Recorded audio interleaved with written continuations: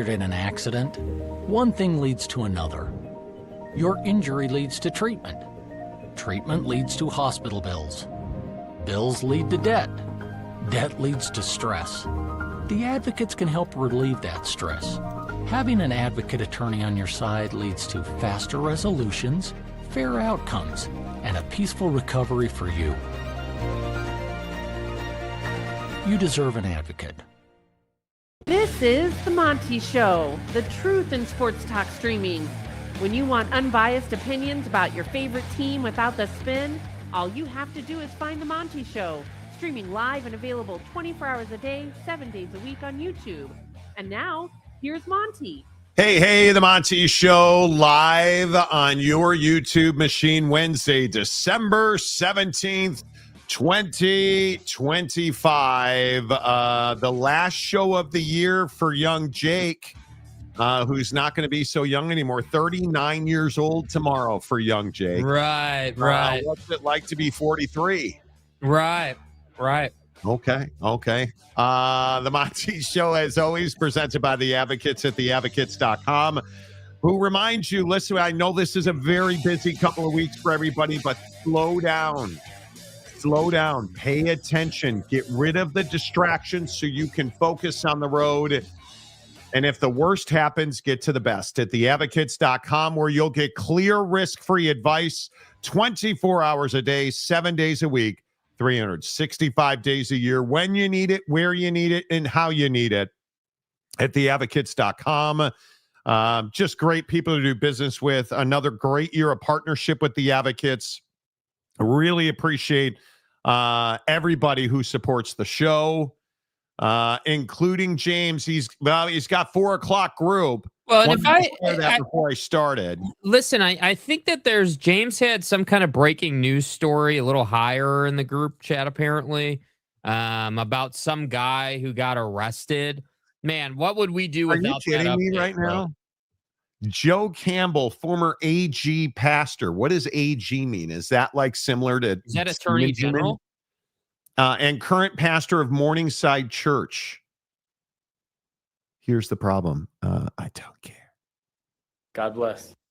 The constant tardiness will not stand. We were on time today. Yeah, what do you mean tardy? What do you mean it's not our fault. It's not our fault that your garbage watch is 2 minute fast. I don't know what you're talking. Yeah, we'd be all lost without that update. Yeah, I mean, come on. Yeah. I mean, but James is in group at 4 o'clock, and it's just it's difficult. You know, when you don't have Oak State James here, what are we going to do? I mean, I don't even know how the show can go on. I mean, I'm not sure how we're going to be able to function without the Semen Demon. I mean, it's going to be tough. I don't know. Yeah, I don't know. From now on, the show will be Monty plus Semen Demon. Good times. Okay. I don't know, Jake. Is that a knock I hear at the door? Is that a knock I hear at the door? Let's see, hang on. Yeah, it is actually. Yeah. Well, hello, Semen Demon. Who do we have the privilege of talking to here? Is this another pastor? Slammer. Well, wow. This is Satan. I am here for the Semen Demon. The Demon. Present. Oak State used to be Baylor James. I am here for you. Yeah, boy.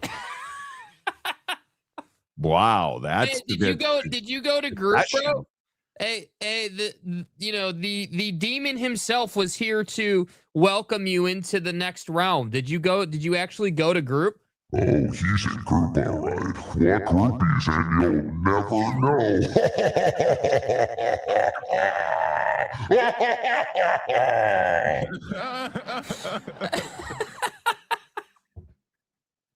wow. Dude. James must be having a hell of a group session over there. I don't know what James is doing in that group, But yeah, exactly, Steely. From the pits of hell. Exactly, dude. The pits of hell, which is where Sharon is. Sharon, come on over.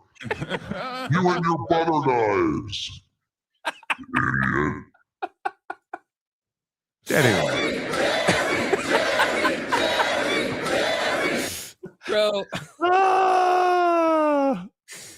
That's right. The power of Dicka compels you. Yeah, exactly. Poor Oak State James.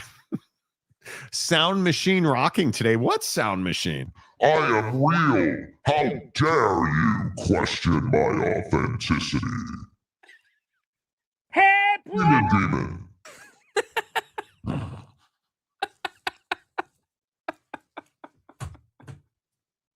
I can't even. I can't Bro, even. Man, You know. wow. Bro, Anyway. I don't even know. James, any comment, dude? I know you're busy talking about some breaking story around some priest being arrested, but the demon himself is here to welcome you to the gates of hell. Yeah, like it never ceases to amaze me on a daily basis. How in the world does James manage to take over this show with updates about his fellow demons? And I'll see you in Valhalla. Hold up. Me and Marcus Freeman are heading to confession real quick. Me listening to this segment and Marcus for lying. Yeah, Marcus for lying, for being a good coach. Just is Freeman. Guy can go himself. You. Fuck you. You suck. Oh my God. Harrington, what's up? Good to see you, Lumendersky. So it's going to be one of those days asking Dude, for it's a the friend. last show of the year, bro. You Don't know. give me one of those days. Hurry back, James. We need deets. Exactly Yeah. right. Yeah. I could wonder what would happen if James got a hold of both Monty and Jake's cell phone numbers. Hey, him and Jake text. Him and Jake text, literally. We haven't texted in over a year. Is that the last time when you were like, "Oh, I love you, James"? Was Something like that. was Dan Lanning upset? Was No. he like No. that you No. were, Yeah. Lover It's boy. lover boy? It's fine. All right. What's up, Sergeant Green? Good to see you. Steinerker, I'm going to midnight mass at Notre Dame. I'll see y'all. Yeah. Yeah. Good luck at mass, loser. Mass won't save you.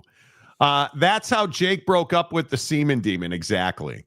James, send pics to Jake from the rectory. He already does. Keep it real. Yeah, and they don't text anymore because it's all FaceTime. Right. Brandon Right. Butler for $5. Wait till the noobs see the schedule after football season's over. Safe travels and happy holidays, gents. Indeed. Yeah. Jake, are we going to tell everybody that you're a wuss and you're soft, and that's why we're going back to mornings? Or when are we going to break that news to people? I guess today. I don't know. We didn't really talk about when we were doing it, but yeah, see you bright and early January 5th, I believe it is. I don't know. I'd have to look at the calendar. Admittedly, I am really ready for 2 weeks off. Like I was looking at my schedule, you guys. I've been taking a vacation this year. I kid you not. I've taken a couple of Fridays off. I had one long weekend. Didn't go to Hawaii this year. Went back to Chicago for a week, but worked that entire week. Like, just didn't, Yeah. Yep. Yep. Haven't taken vacation this year, bro. Yeah, Gooby, it's all Jake's fault. Blame it Jake. on me, dude. I'm fine with it. It's cool, man. If you don't like it, you can catch the replay. We're doing it. Yeah. Yeah. So it just is what it is, man. Jake. Yeah. Yeah. That will be nice to switch it up. It will. You know what? It's not even that. It's just that this year I'm going to take more time off. This is the first year in a long time where I've been like, damn, dude, I am trudging to the last 2 weeks of the year. And not that you guys care, but anyway, let's get to work. We'll talk about it in non-sports and all that good stuff. I don't understand this Michigan thing, and if you guys do, I'm here for it because I was a guest on a certain sports talk radio program this morning, and they're talking about how Michigan media outlets are reporting Steve Sarkisian will be the next head coach. I'm sure. Steve Sarkisian is supposedly going to leave one of the best jobs in college football to go to Michigan and be the head coach. Apparently that's the new savior amongst the Michigan men. Jake, percentage you put on Steve Sarkisian being the next head coach at Michigan?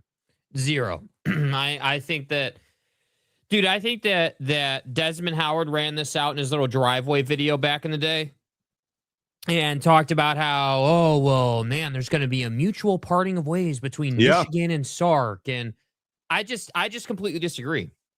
I think that Steve Sarkisian did a pretty damn good job this year. And they were very much hampered by a lack of talent at wide receiver and Arch Manning's, developmental needs as a quarterback in the SEC. That's the issue. And obviously, it goes without saying that not every single year you're going to be in the CFP. Not every single year you're going to compete to win a national championship. But I just think it's funny that Michigan guys, yeah, like they all go out of their way. Like, oh, well, now Kenny's kind of getting put to bed. DeBoer got put to bed. Oh, better shift our focus over here to Sark because we don't have another name. Like, what? Jeff Brom's not your favorite candidate. But that's the number one that's emerged. Yeah, but like I just don't understand like who in their right mind who's at Sark's level or above would go to Michigan right now. I literally don't get it, man, at all, even a little bit. Could not tell you. And you look at the old tweet machine and you look at the folks talking about Twitter, and it's remarkable to me that we continue to be in this position where we just don't have a way. We don't have form or function where you're going to be able to, I don't even know what the right way, how do you on any level figure out, okay, well, this is where we're going to go to hire a head coach, or if it is Kalen DeBoer, because again, I've heard that it's Kalen DeBoer. Kalen DeBoer. Okay, if it's Kalen DeBoer, are you hoping that Kalen DeBoer loses in the first round? Because then you're going to be disappointed when Michigan hires Kalen DeBoer. And where do you go if you're Michigan homie and guy and such as and like? Where do you go when all of a sudden you were, a week ago, Jake? All the Michigan fans were out in an avalanche saying, well, we didn't want him anyway. Yeah, he sucks. He's trash. Right? Like, so where do we go now? How do we reconcile that? If it's Kenny Dillingham, okay, I think that's the only guy, in my opinion, that is the only guy that you can hire. And you can honestly say, okay, that's a huge win for us. If we get Kenny Dillingham, nope. Nobody's going to argue that's a huge win. I mean, do you agree with that? Yeah, completely. I mean, I think that Kenny is the number one candidate. If you're looking at candidates, I think he's the best fit for what they need. Absolutely. But I also disagree with you. I'm not down on. Why is Jeff Brom a bad candidate? Because I just think that he's not. I'm saying he's a bad candidate is strong. He's not Kenny Dillingham. He's not any of these other guys. Like, one is not like the others, like, I don't, with all due respect, like, I think that there's just, I mean, the guy's 93 and 56, I think, in his career. Like, I don't even know. I really struggle with what is it that Michigan has earned? That, I guess that's where I'm at with it. What level of coach has Michigan earned to fill this Sharon Moore dumpster fire? What is the because I truly don't know when I look at the coaching pedigree of a guy like Jeff Brom. I mean, the guy's 27-12 in the last 3 years at Louisville. He was above 500 at crappy Perdone. You know, like the guy was 30-10 at Western Kentucky. Like he knows how to win games. What is it that we believe? Like, is there such a thing as, well, Michigan certainly can't hire, Jimmy Boatwright. That's the only name I could pull off the top of my head. But you can't hire G5 offensive coordinator. You're fucking Cole Beasley. You can't hire Cole Beasley. Emeka Egbegbo. He'd be fine. But when do we admit that Bavak was probably not the guy? Because you're not getting Marcus Freeman. I love the creativity of Michigan men who are like, oh, we're getting Marcus Freeman and his painted on hairline. I'm sure you are. And if you get Marcus Freeman, I will hold the door and pack the box for him. Marcus Freeman's not leaving Notre Dame to go to Michigan. Right? Like, just get Doesn't that make out of your sense. head. Doesn't Get make that sense. out of your head. Like, now is he leaving Michigan to go coach the New York Giants? I could see that happening. But I don't believe, I think Jeff Brom is a perfectly good hire. I don't believe for a second that Kalen DeBoer or Steve Sarkisian are candidates for this job. No. I think, and I will just continue to say, I think you have a dearth of dudes who went to Michigan, who support Michigan, that are putting out guys and putting out names like you. I just go back to Taylor Lewan. How stupid does he look now? I think that the first name that's going to come up a lot is going to be Kalen DeBoer. I know he's a Midwest guy, Midwest ties. He's got a proven winning track record. Jesse Minter is another name that's going to come up in the NFL, whether he's extremely interested in that or not, whether he wants to stay in the NFL or go to college. I think Michigan fans would really like to have him. Kenny Dillingham, a guy that's at Arizona State University last year, took his team to the playoff with a group of guys that were probably less talented than the rest of the college football playoff. Mm-hmm. He's a winning head coach. And then Matt Campbell is probably the last name on my list right there, not in any specific order. But I would look to Matt Campbell, and the way I hear Josh Pate, who is the future commissioner of college football, Matt Campbell is a guy I would look how dry that ink is on that contract. Now, I agree that Penn State is not anybody's number one choice. He's not leaving. Matt Campbell's not leaving Penn State to go to Michigan.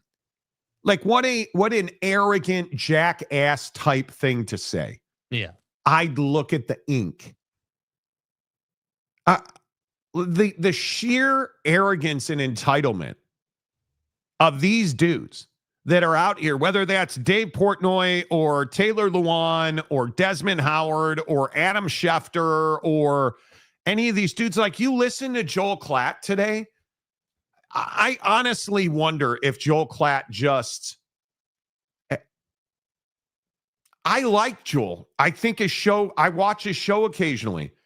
I have no idea where he comes up with some of the stuff he says. Here's the latest of what I've been hearing, and of course, it changes almost by the hour. So at the time that I'm recording this, I still believe that the three names that they are looking at are names like Kenny Dillingham at Arizona State, Clark Lee at, of course, Vanderbilt, and Kalen DeBoer. I would still throw that out there. And I know I'm recording this after Kalen has come out and put out a statement, but I'll just say this.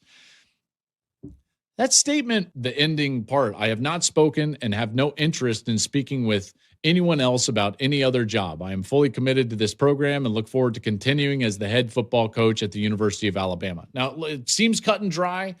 Maybe I'm crazy. I don't know. We'll see. And Bruce Feldman today saying that Kalen DeBoer is the number one candidate at Michigan. That he is their number one guy. Why? And again, I'm just asking for me. Do you expect Kalen DeBoer,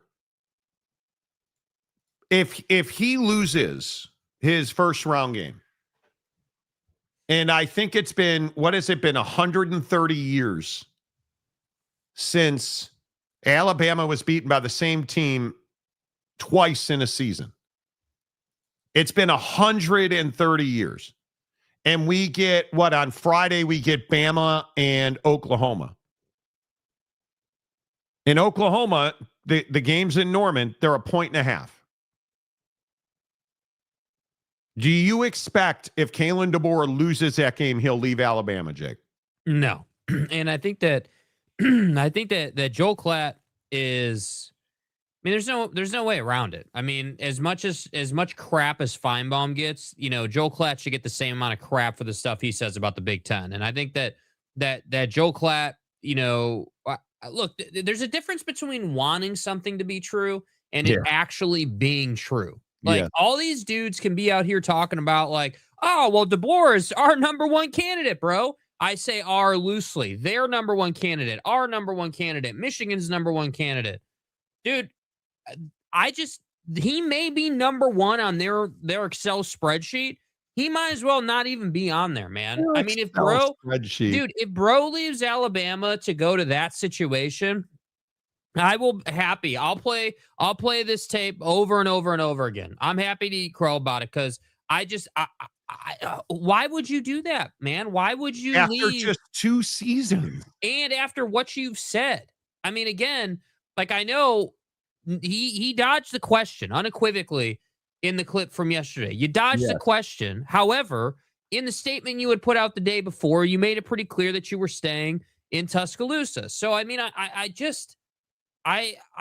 I don't know what to do about this part of college football because I am sick and tired of talking about it. I mean, honestly, the question of like what have you earned as far as like respect goes with head coaches and who should really be your head coach is a great question. I mean, Jeff Brom is not everyone's All-American. He's solid. He's good. He doesn't suck, but he's also not Sark. He's also not Kenny. He's also not any of these other guys. He's solid, but never going to be your number one. He's a guy, not the guy. And the thing is, for Michigan, they need to figure out what they want out of their head coach.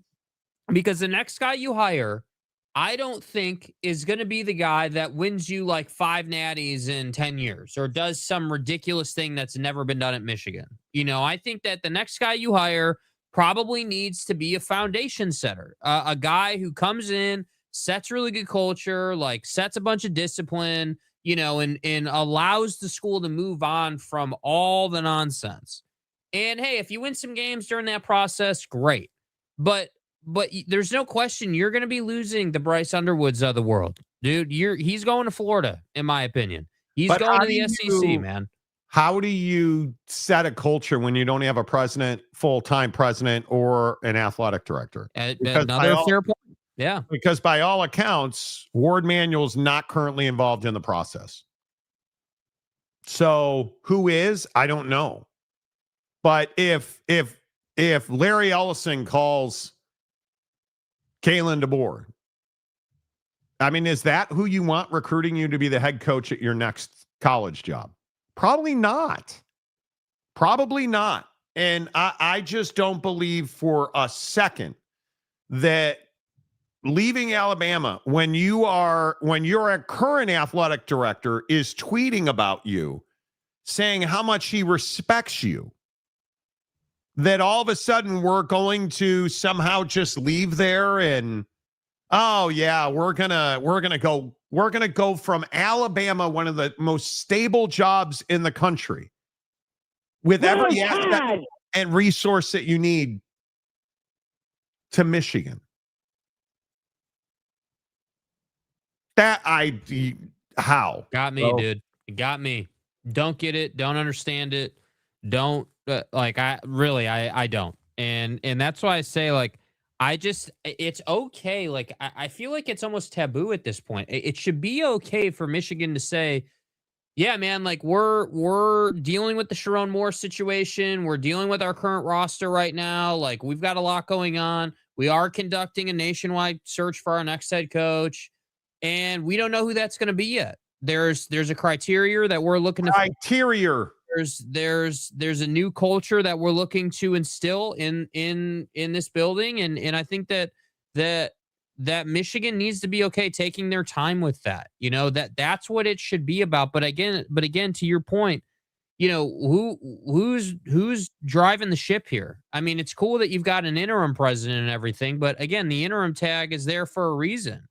I mean, I just think that I guess I just am dumbfounded, truly baffled how Michigan fell so far, how you got so far off of the path of being a respected, reasonable athletic department and school. That genuinely, because again, I always point this out just to be fair. Like you're not being questioned over your academics. Nobody's saying that you're a bad academic school or there's no reason to go to Michigan. No one's saying that. What the problem is that your athletic department, basically gave the whole school a black eye, reputationally speaking. And now it's like, all right, well, where do we go from here? To which I'm still going to keep asking the question, who is making the calls right now? Because somebody is. I don't know. The ship right now. There is a person doing it. We just don't know who that is. And that's what I think needs to change. Yeah, I think that's the hard part because these guys need stability. They need somebody they can count on. And when you look at the management structure that's currently in place at Michigan, there is nothing. There is nothing. And I think it is very, very difficult to try and make the case to somebody like Kalen DeBoer that he should leave Alabama and come to Michigan. I just don't see that happening. And I understand Bruce Feldman knows a hell of a lot more about college football than we do, but you just cannot tell me that you want that mess at Michigan over Alabama. That it's Kalani going to Penn State. Why would you do that? Why would you leave BYU to go to Penn State? And the answer is you wouldn't. You wouldn't. And I just want to figure it out.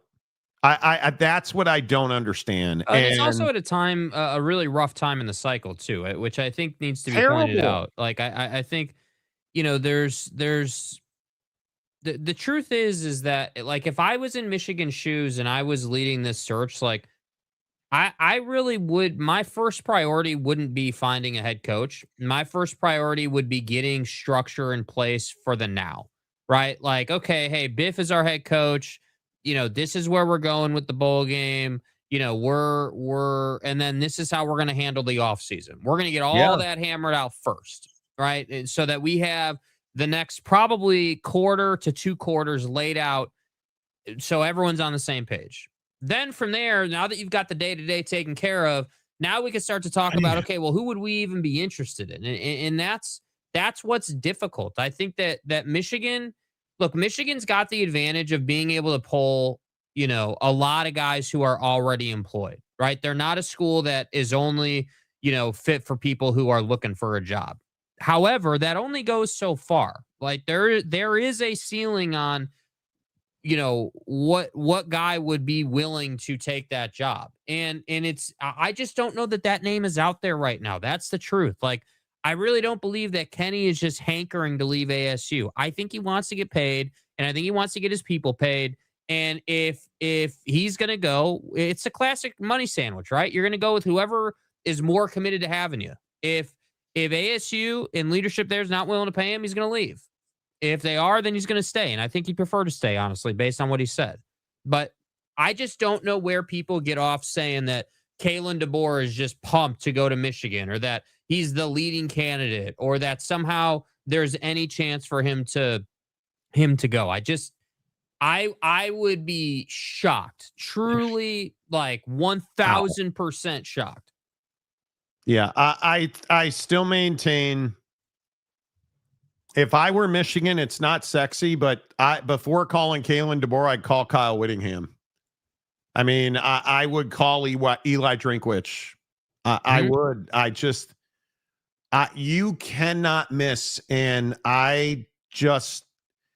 if you have multiple coaches saying no to you, because I don't know, how do you get Kalen DeBoer to leave? That's the shocking thing. It's Michigan and it should be better, but it's not. It's not. It's why Penn State ended up with a guy like Matt Campbell, who's a really good head coach, but he's not the most splashy hire. He's a really solid football coach, a really solid recruiter. He's not top cut. Can he Second cut. be? Yeah, he's second cut. Can he be spectacular? Who knows? But I'll tell you, you look at Michigan, and Kenny Dillingham would be unbelievable. But I don't know why you would do that. And I think money is the biggest issue, because you listen to these conversations about who Michigan's talking to, and obviously Kenny Dillingham comes up and repeatedly, and you listen to his comments yesterday, and it makes a lot of sense why he would leave. I think my job is to try to do whatever I can for the people that are with me, right? The people that are in the foxhole, the coaches that are in the foxhole with me, is I got to do whatever I can to fight for those people, for my family, for everything from that perspective. And kind of, and I love it here. I've said that since day one. That's absolutely never changing. Absolutely never changing. So yeah, that piece is never changing. I think I can't believe he leaves after saying that. Yeah. That I would have. DeBoer the same. They've both said similar things. They both said, that they were committed to their current situation. I think that DeBoer was less definitive yesterday than Kenny was, but all the same, it's not like DeBoer is out here saying, "Oh yeah, I'm interested in talking to people. We're talking all kind." Like, he's not out here saying that stuff. He's out here coach speaking the hell out of it, which I understand. But I think that it's just very clear that the Michigan circle and the Michigan contingent are having to work their ass off to make it seem like their program is relevant, when right now it's not relevant. People are not clamoring to take that job. People are not all about it. What people are about is making sure that when they get to a situation, number one, they can perform there with the resources and with everything, because that's how they're going to get paid. I don't know if anybody saw it. Signetti doing a 60 Minutes piece, I believe it was, where he had talked about how when he arrived there, that the facilities were terrible, that the energy in the building was rough, like people didn't believe they could win. Like, that's what you have to understand, man. Like, the stuff we don't see is cancerous. It's terrible. It's brutal. And that's what Michigan is right now, in my opinion. It's not a good job at this time. Yeah, I don't know, man. I really struggle with this. I wonder what you guys think in the comment section. Just serious would be better on this show. Tim L, how long have you guys been in the media? Well, like 15 minutes, but we're in our mom's basements, and so we're just trying to make it work. What coach has ever just come out and said, "Yeah, I'm interested in a job," and at the same time piss off an entire fan base? Well, who's even talking about those guys saying they're interested in a job? Kalen DeBoer and Kenny Dillingham are talking about their own universities. Kenny Dillingham is talking about wanting his staff paid more. That's what he's talking about. He's not like, it's not a matter of how long have you guys been on the media. Probably. Hi, Steely. Oh no. Hi, when stars are aligned. Let's see. Scoop. My sister's cousin's friend's neighbor-in-law told me the next coach at Michigan will be Penn State guy. Look at you. Kenny is so overrated. Yeah, you guys, I cannot tell you the blood that was flowing to your very small lower extremities when Kenny Dillingham was a name at Pedo State. Oh my God. Come on. He lost to Texas on a 4th and 25 in the playoff. No, he lost it. See, here's the difference. He didn't have cupcakes like you did, and then lost to the only team that he faced that was any good like you did. Texas got that targeting call was the only thing. As usual, you can go back to Anonymousville now. Sark is a cousin of third cousin-in-law, and they said he's not leaving. Okay. DeBoer was never leaving, especially at this time. I don't know why he would. Right? And the thing that's amazing when you look at Kenny Dillingham versus Kalen DeBoer, they're pretty similar resumes. Kenny Dillingham is just an elite offensive mind. He is a developer of offensive talent. You see what he did for a guy like Sam Levitt. You look at what he did for Bo Nix. I mean, he's an elite developer of talent. And if you're Bryce Underwood and Kenny Dillingham takes that job, my guess is you're staying in Ann Arbor. That'd be my guess. Because playing for Kenny Dillingham, if you're a quarterback, is your lifelong dream. Because that dude, one, is there a better players coach in the business right now? And my guess is there's probably not. And he just makes quarterbacks better. Bro took an also-ran quarterback from Michigan State and turned him into a potential first-round pick who's going to go to the SEC and have 1 year. Like, the guy can develop players, dude. There's just no doubt about it. Not even a question. Yeah. Right? Jack, right now, I think he would. I think Michigan's a really bad job. But I also think Penn State's a really bad job. Nobody wants to go play there. Right? At least in Ann Arbor, there's like things around, places to go. Cheeseburgers are free for kids. So, like, it's cheeseburgers. And that was a Jim Harbaugh reference to Cheeseburger Gate. This is a tasty burger. At least there's things to do at Michigan. At Penn State, you're just in the middle of nowhere. You are in the middle of nowhere. So, guys, Locked On just said the top candidates are Dilfer, Petrino, and Brian Kelly. What is this Brian Kelly thing? He's a free agent. He's available. You cannot hire him. Why? Because he would be I think that I have. Does he not run a consistently crappy football program that admittedly doesn't have drama but just doesn't win? I mean, I guess he is an upgrade to Sharon. You're an upgrade to fucking Sharon. Are you kidding me right now?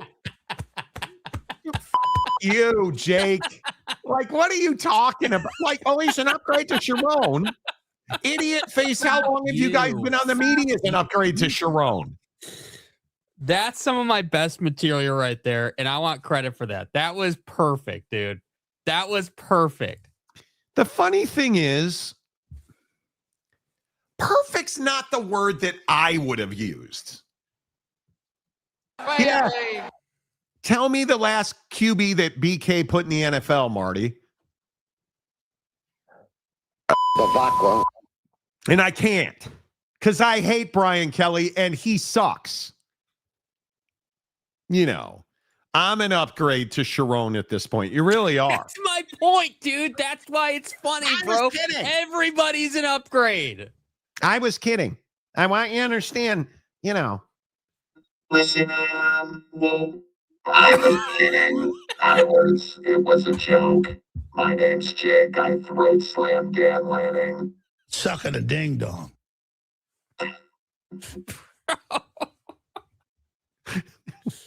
Oh, here's a good question. Here you go.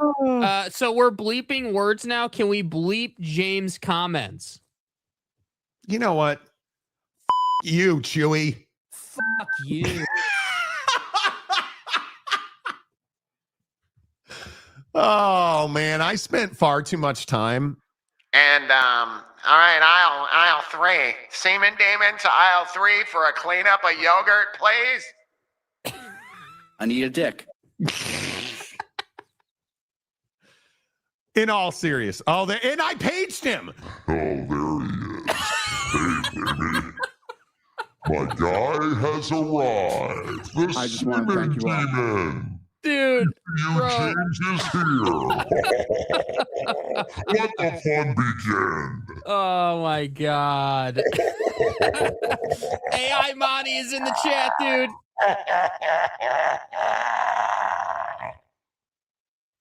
Hi, James.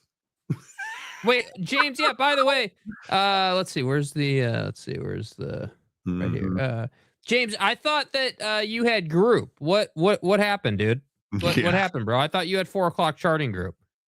Yeah. Okay, 4 o'clock charting group back in the rectory with James, Pastor James White. To the rectory, please. Okay. Thank you. Oh my God. Here we go. Oak State got their guy. They want to run the air raid. Why do you care? You're a TCU fan. You know.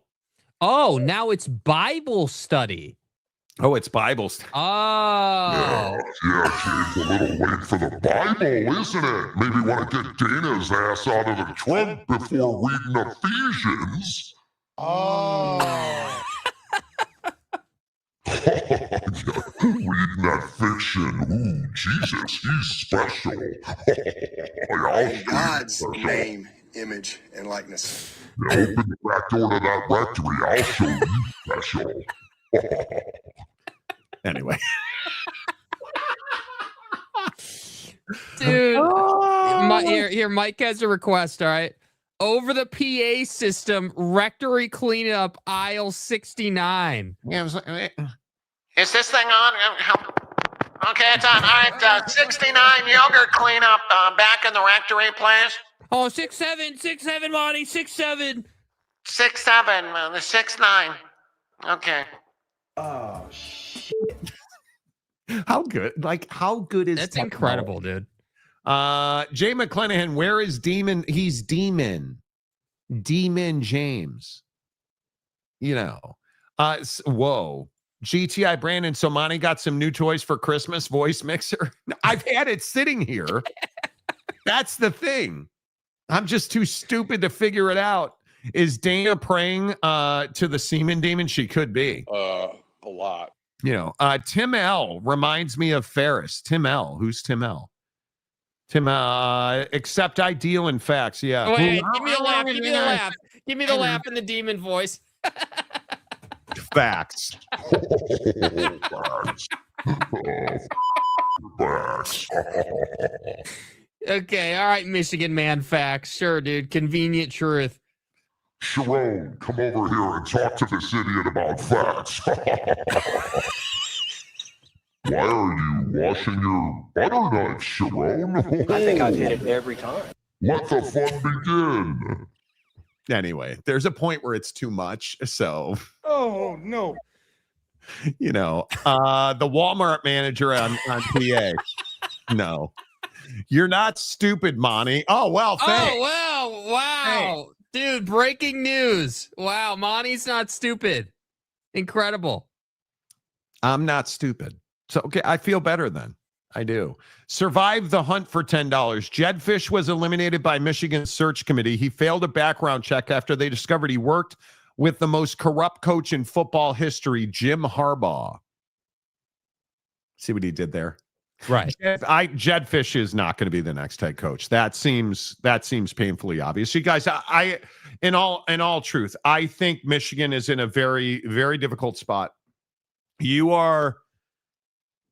This hire will define your reputation for probably the next 5 years. Because Michigan, for better or for worse, Michigan doesn't want to fire their coaches. They had an opportunity. They had an opportunity to fire Sharon Moore far sooner than they did. And they didn't do it. You had an opportunity to fire Jim Harbaugh, and you begged him to allow you to make him the highest paid coach in college football history, and he still left. Right? Like, they just don't walk around firing dudes. Which is incredible. So if you hire a substandard coach and he stays there for 10 years, you're going to become irrelevant. And it just feels like Michigan right now is a total show. And see what it did. It just feels like there is a lot going on at Michigan that they just don't have control of. And I think they've lost control of their legacy now. They've lost control of their reputation. Yeah. Johnny Gonzalez, Monty has to be careful with the demon voice, might bring out the ghost. Well, Nice. I know that's why I kind of like The robot voice. maybe. There's so many on here, you guys. Yeah, what are some of the other ones besides the demon voice that everyone loves? The demon voice is too close to this one. This is the monster voice. This is the demon voice. The demon voice is clearly better, dude. Right? Like they're too close to each other. And then there's this one. No, this is James' voice when he's doing Bible study. Guys, hey, guys. I was just talking to my little group. We were talking about a little passage here. And then Dana fell out of the trunk. And I was like, shit, girl, put on your shirt.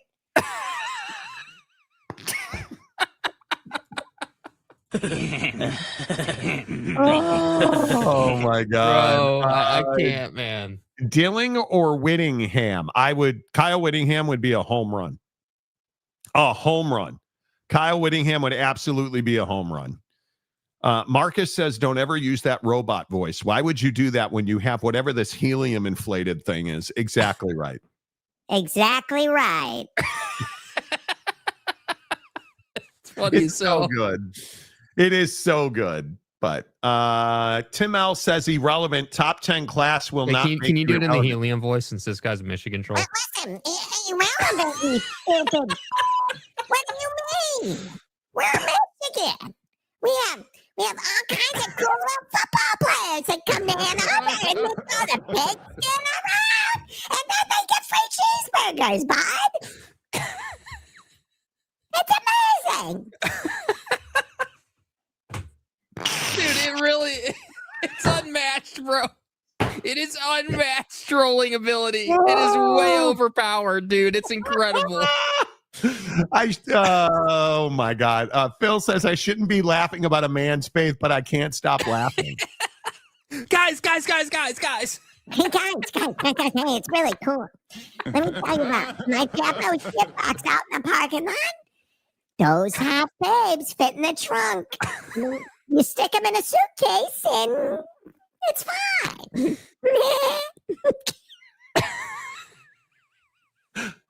I'm going to hell. Serious question. Hey guys, I have a serious question now.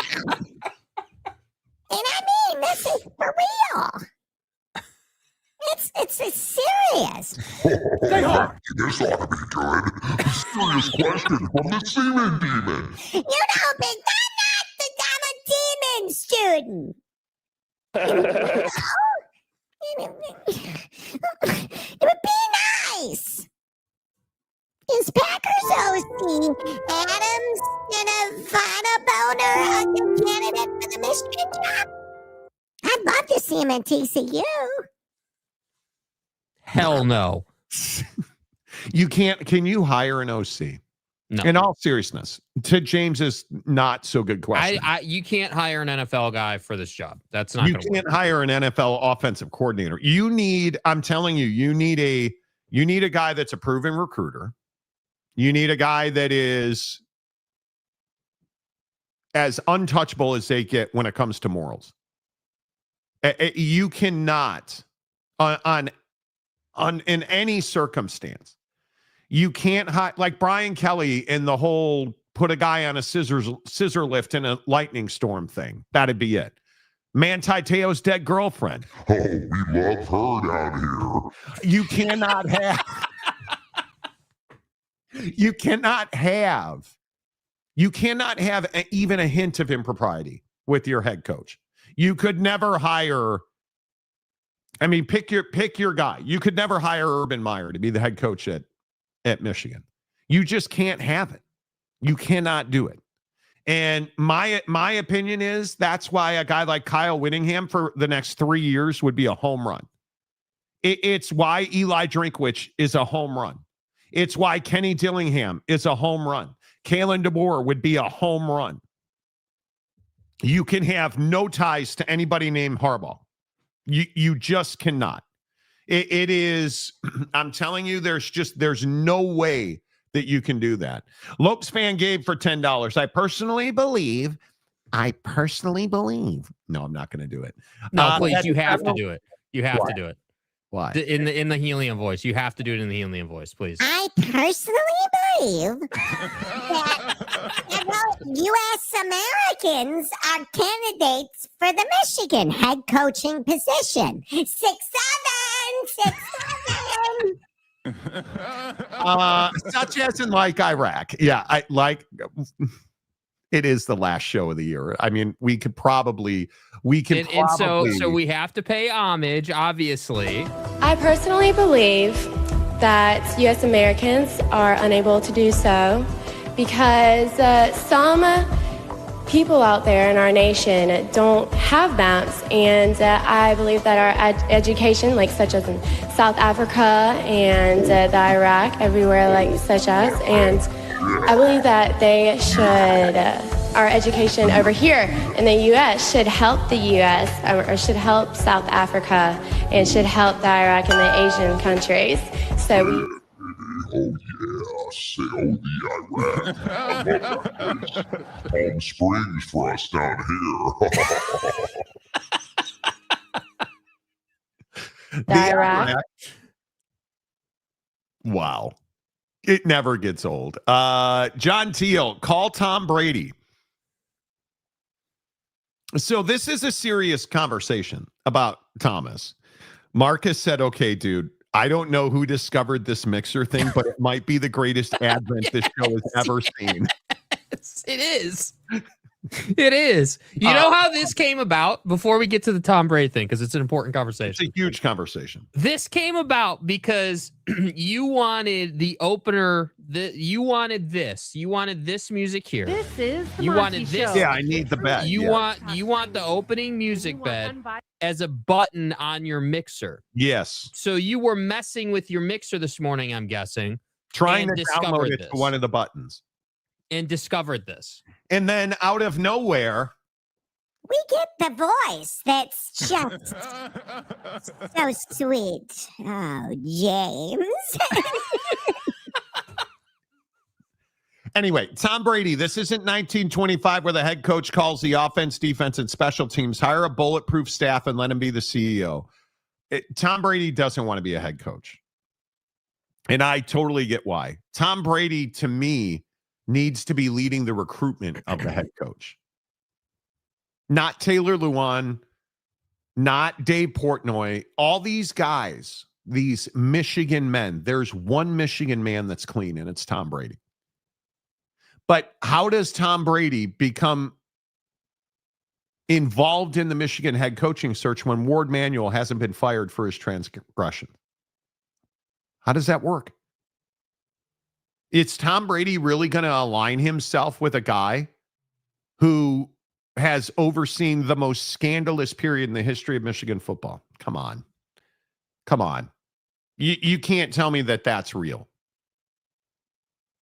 I don't buy that. And so many people are talking about Tom Brady. Yeah, I just don't have the dude hasn't commented on Michigan or anything with this at all. He stayed very far away from it. But what have we seen out of Tom Terrific? We've seen him on the field with his kids at the Ohio State game, and like he's been around the program in recent times. It feels like he was going out of his way to get back into that ecosystem. And now this Sharon Moore thing blows up. If you're Tommy, can you possibly put yourself back in that position? No. I think that'd be very difficult to do. I think it'd be incredibly damaging for him to be seen working with around full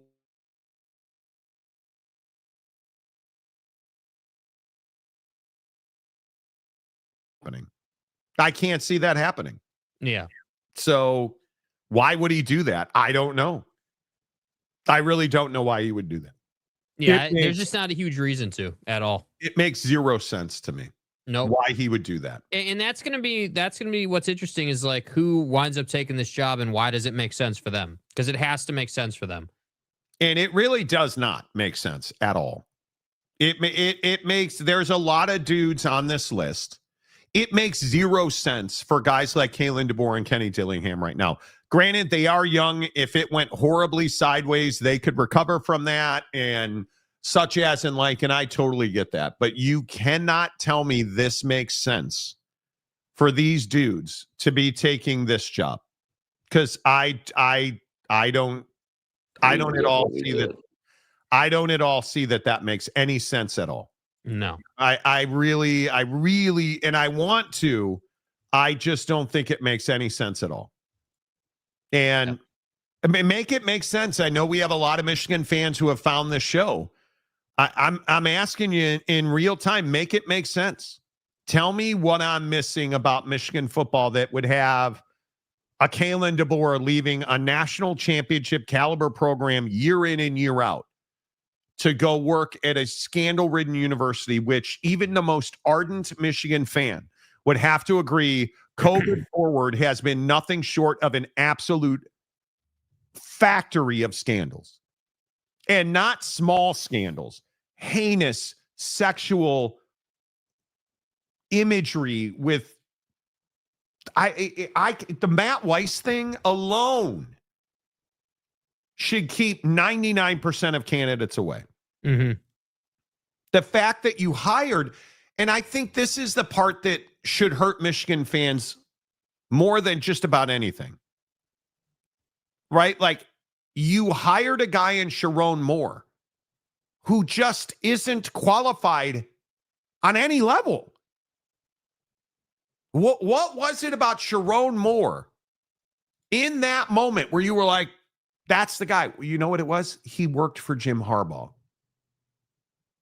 And that ultimately is my biggest issue, is that when you work for Jim Harbaugh, you're a scumbag. Yes. When you work for Ward Manuel, you're a scumbag. He wants to bring back Jesse Minter, a guy who is on a show cause order. That was his first phone call, allegedly. Like, what are we doing? What are we doing? Ew. No one cares about the scandals at Michigan, least of all upcoming recruits. Oh, that's one of the dumbest things that's ever been said on this show. You think recruits just, yeah, that's why they've lost several from, they decommitted. Do you think it's that nobody's getting in the portal? New coach won't have to answer any questions about those events. You're out of your mind. Were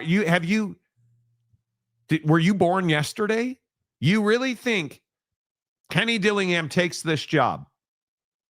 He walks into a high school football coach's office to meet with a recruit. You don't think that recruit and his parents are going to ask about the culture at Michigan? You're crazy. You're just, yeah. Tom Brady isn't 100% clean. He messed around with his balls. Well, there is that. There is that, you know. There's no reason for Brady to coach college football after the Moore thing means he can't hit up the co-eds. Okay. Bring a great football player. Being a great football player rarely translates into being a great coach. Truth. I honestly forget TB12 went to Michigan because he doesn't talk about it and he's never brought up in Michigan ads. No. Well, and I think that's one of the reasons they're pushing him so hard right now. I mean, he's a fit. I mean, he could be, but I just don't think he wants to be. He's an NFL owner. He's got a cushy TV job. Like, what's in it for him? Why would he get involved in this? No idea why he would do that. Sharon was a continuity coach and one that they knew would never leave Michigan like Jim did. Well, that's probably true. Scoop says they need to get rid of folks doing the hiring, bring in a new crew to decide and press the reset button. Truth. And this law firm that's doing this investigation, bro, I think they are going to pay an enormous financial price for Sharon Moore. I think they're going to wind up paying Sharon. They're going to wind up paying his mistress. I think if you read the tea leaves, it certainly seems like there's more than just this assistant out there. I mean, good night. This is going to be an expensive scandal to make go away. Yeah. Without question. What's up, King of Thailand? Good to see you. So, dude. Is that why the recruits decommitted? No, the recruits didn't decommit. They would never leave Michigan. Please. You have been missing a good one, Thailand. You really have. You have. You're a little late today, and your tardiness is, cost you. Today's been pretty amazing, in my opinion. Texas Tech just took a guy who committed to Michigan and signed on National Signing Day, but just walked and went to Tech. I just know you must be wrong, Bryce. The Michigan fans say that no recruit cares about the scandals. None of them. Nobody's going to leave. They're not going to leave Cheat to get scanned butter knives. Oh, the butter knives.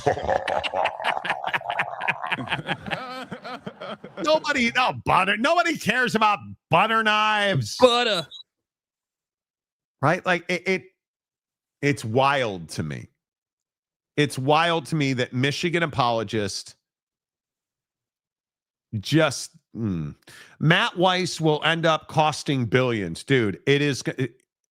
And again, I just say take inventory of the number of lives that have been destroyed by people at or affiliated with Michigan in the last 5 years.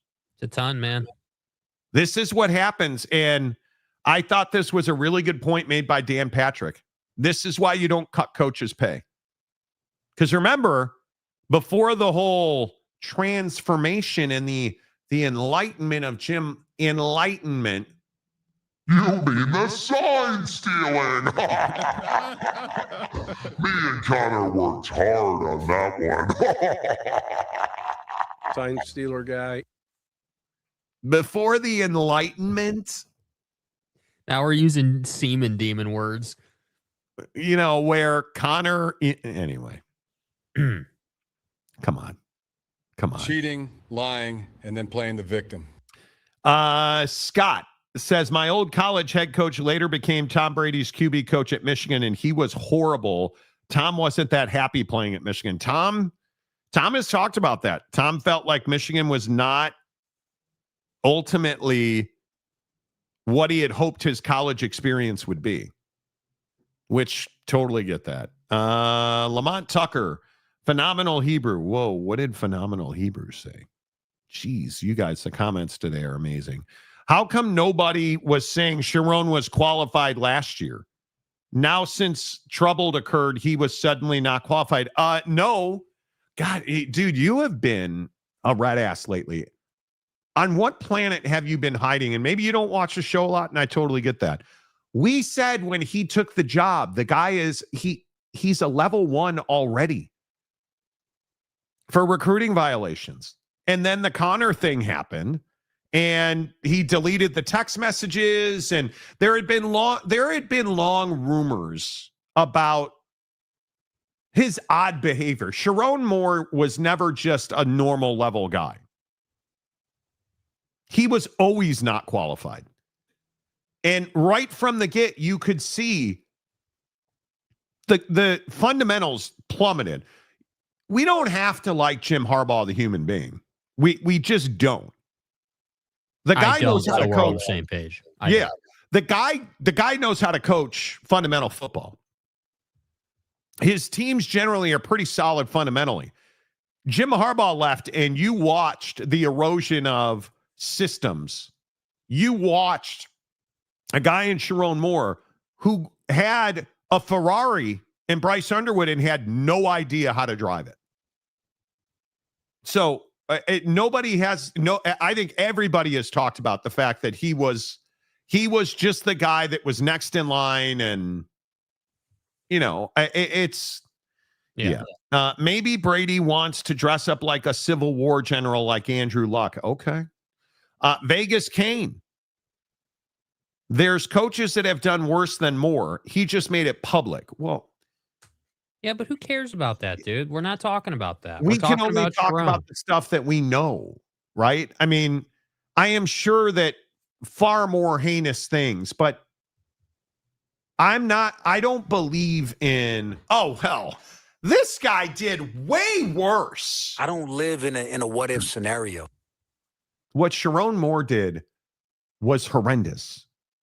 He allegedly committed home invasion. And he allegedly said to another human being, I'm going to do this to myself and you're going to watch. It's a Michigan man. There's no question that's a Michigan man, right? I mean, it's just. Yep. You cannot tell me there's no way to spin or lessen how shitty Sharon Moore was. Because bro. And I don't think anybody was like, oh, this guy is so qualified, man. And I think like all the Michigan people like, oh, we're fine. You're not talented. Let's make something very clear. One of the biggest issues at Michigan is you are less talented now than you have been at any time than before Jim Harbaugh even. Your skill positions are not talented. You lose Bryce Underwood. That what means, and most people think he's going to transfer at this point. You would have lost your top two quarterbacks on the roster. You're just not talented right now. That's the issue.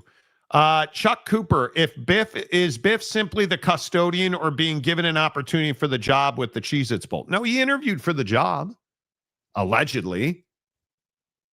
I mean, if you hire Biff, it tells us who you are. He's another guy who's not qualified. I need the guy.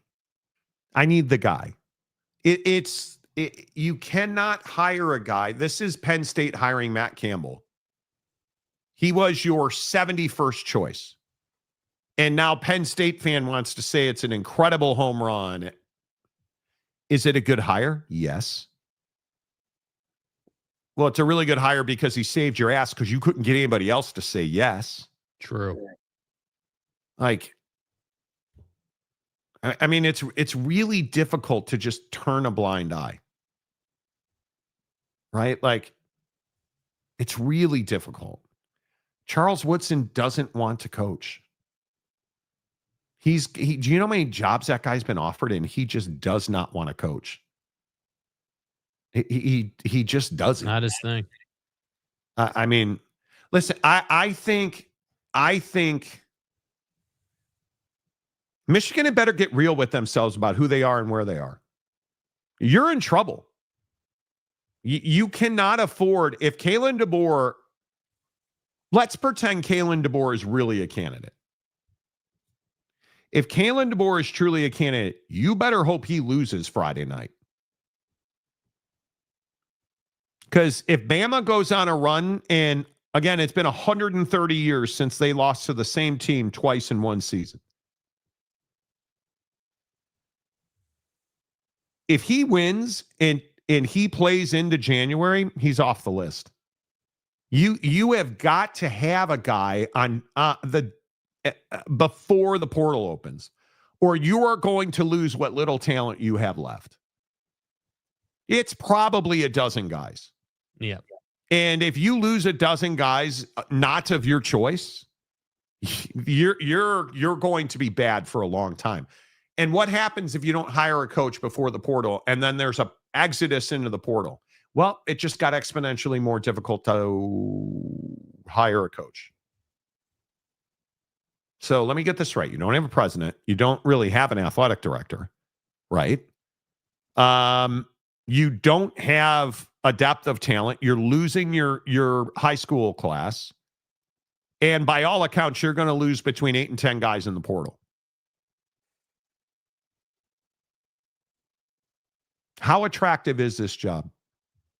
Can you win right now? Can a year from now Michigan be in the college football playoff? No. Sure, you can. Right? You can. I could be 150 pounds. It'd all be cock weight, but mistimed beep there. Moore's resume was incredibly thin for the Michigan head coaching job, and we said this at the time. He was the fall guy. It was very clear. He was the guy that was supposed to just keep the water calm and just don't don't get your ass beat. Don't have scandals, and you'll be fine. Don't steer the ship into an iceberg. And what did he do? He immediately steered the ship into an iceberg. Right? Like, yeah. I've never heard that Sharon Moore wasn't qualified. Then you're living under a rock, bro. I think we said that repeatedly. Now, again, this show's rather unorthodox. We never get anything right. We clearly don't know ball. Obviously. But my point is, I think we are all well aware Sharon Moore was not qualified for this gig. Because he wasn't qualified for this gig. Yeah. He was not. And I just find it hysterical that Michigan fans are talking about. I mean, the names that I heard today were Lincoln Riley, Steve Sarkisian all of a sudden has become everybody's favorite candidate. What on earth would make you think Steve Sarkisian's leaving Texas? And do you think his staff is going to go with him if he goes to Michigan? I have a hard time seeing that. It's my question for Kalen DeBoer. Like, everybody's like, wow, Monty. Let me tell you something, Monty. Alabama hates Kalen. Did you hear this? I was over at the Buc-ee's on 35th and Dick Hole. And I was talking to some dude that was stroking his pump. Stroking his pump. Yeah. Honestly, I try stroking guys. I mean, it's Texas, so it's a Ram, not a Dodge. Anyway, I'm fixated on his pump. But my point is, listen, he was telling me I completely forgot what I was going to.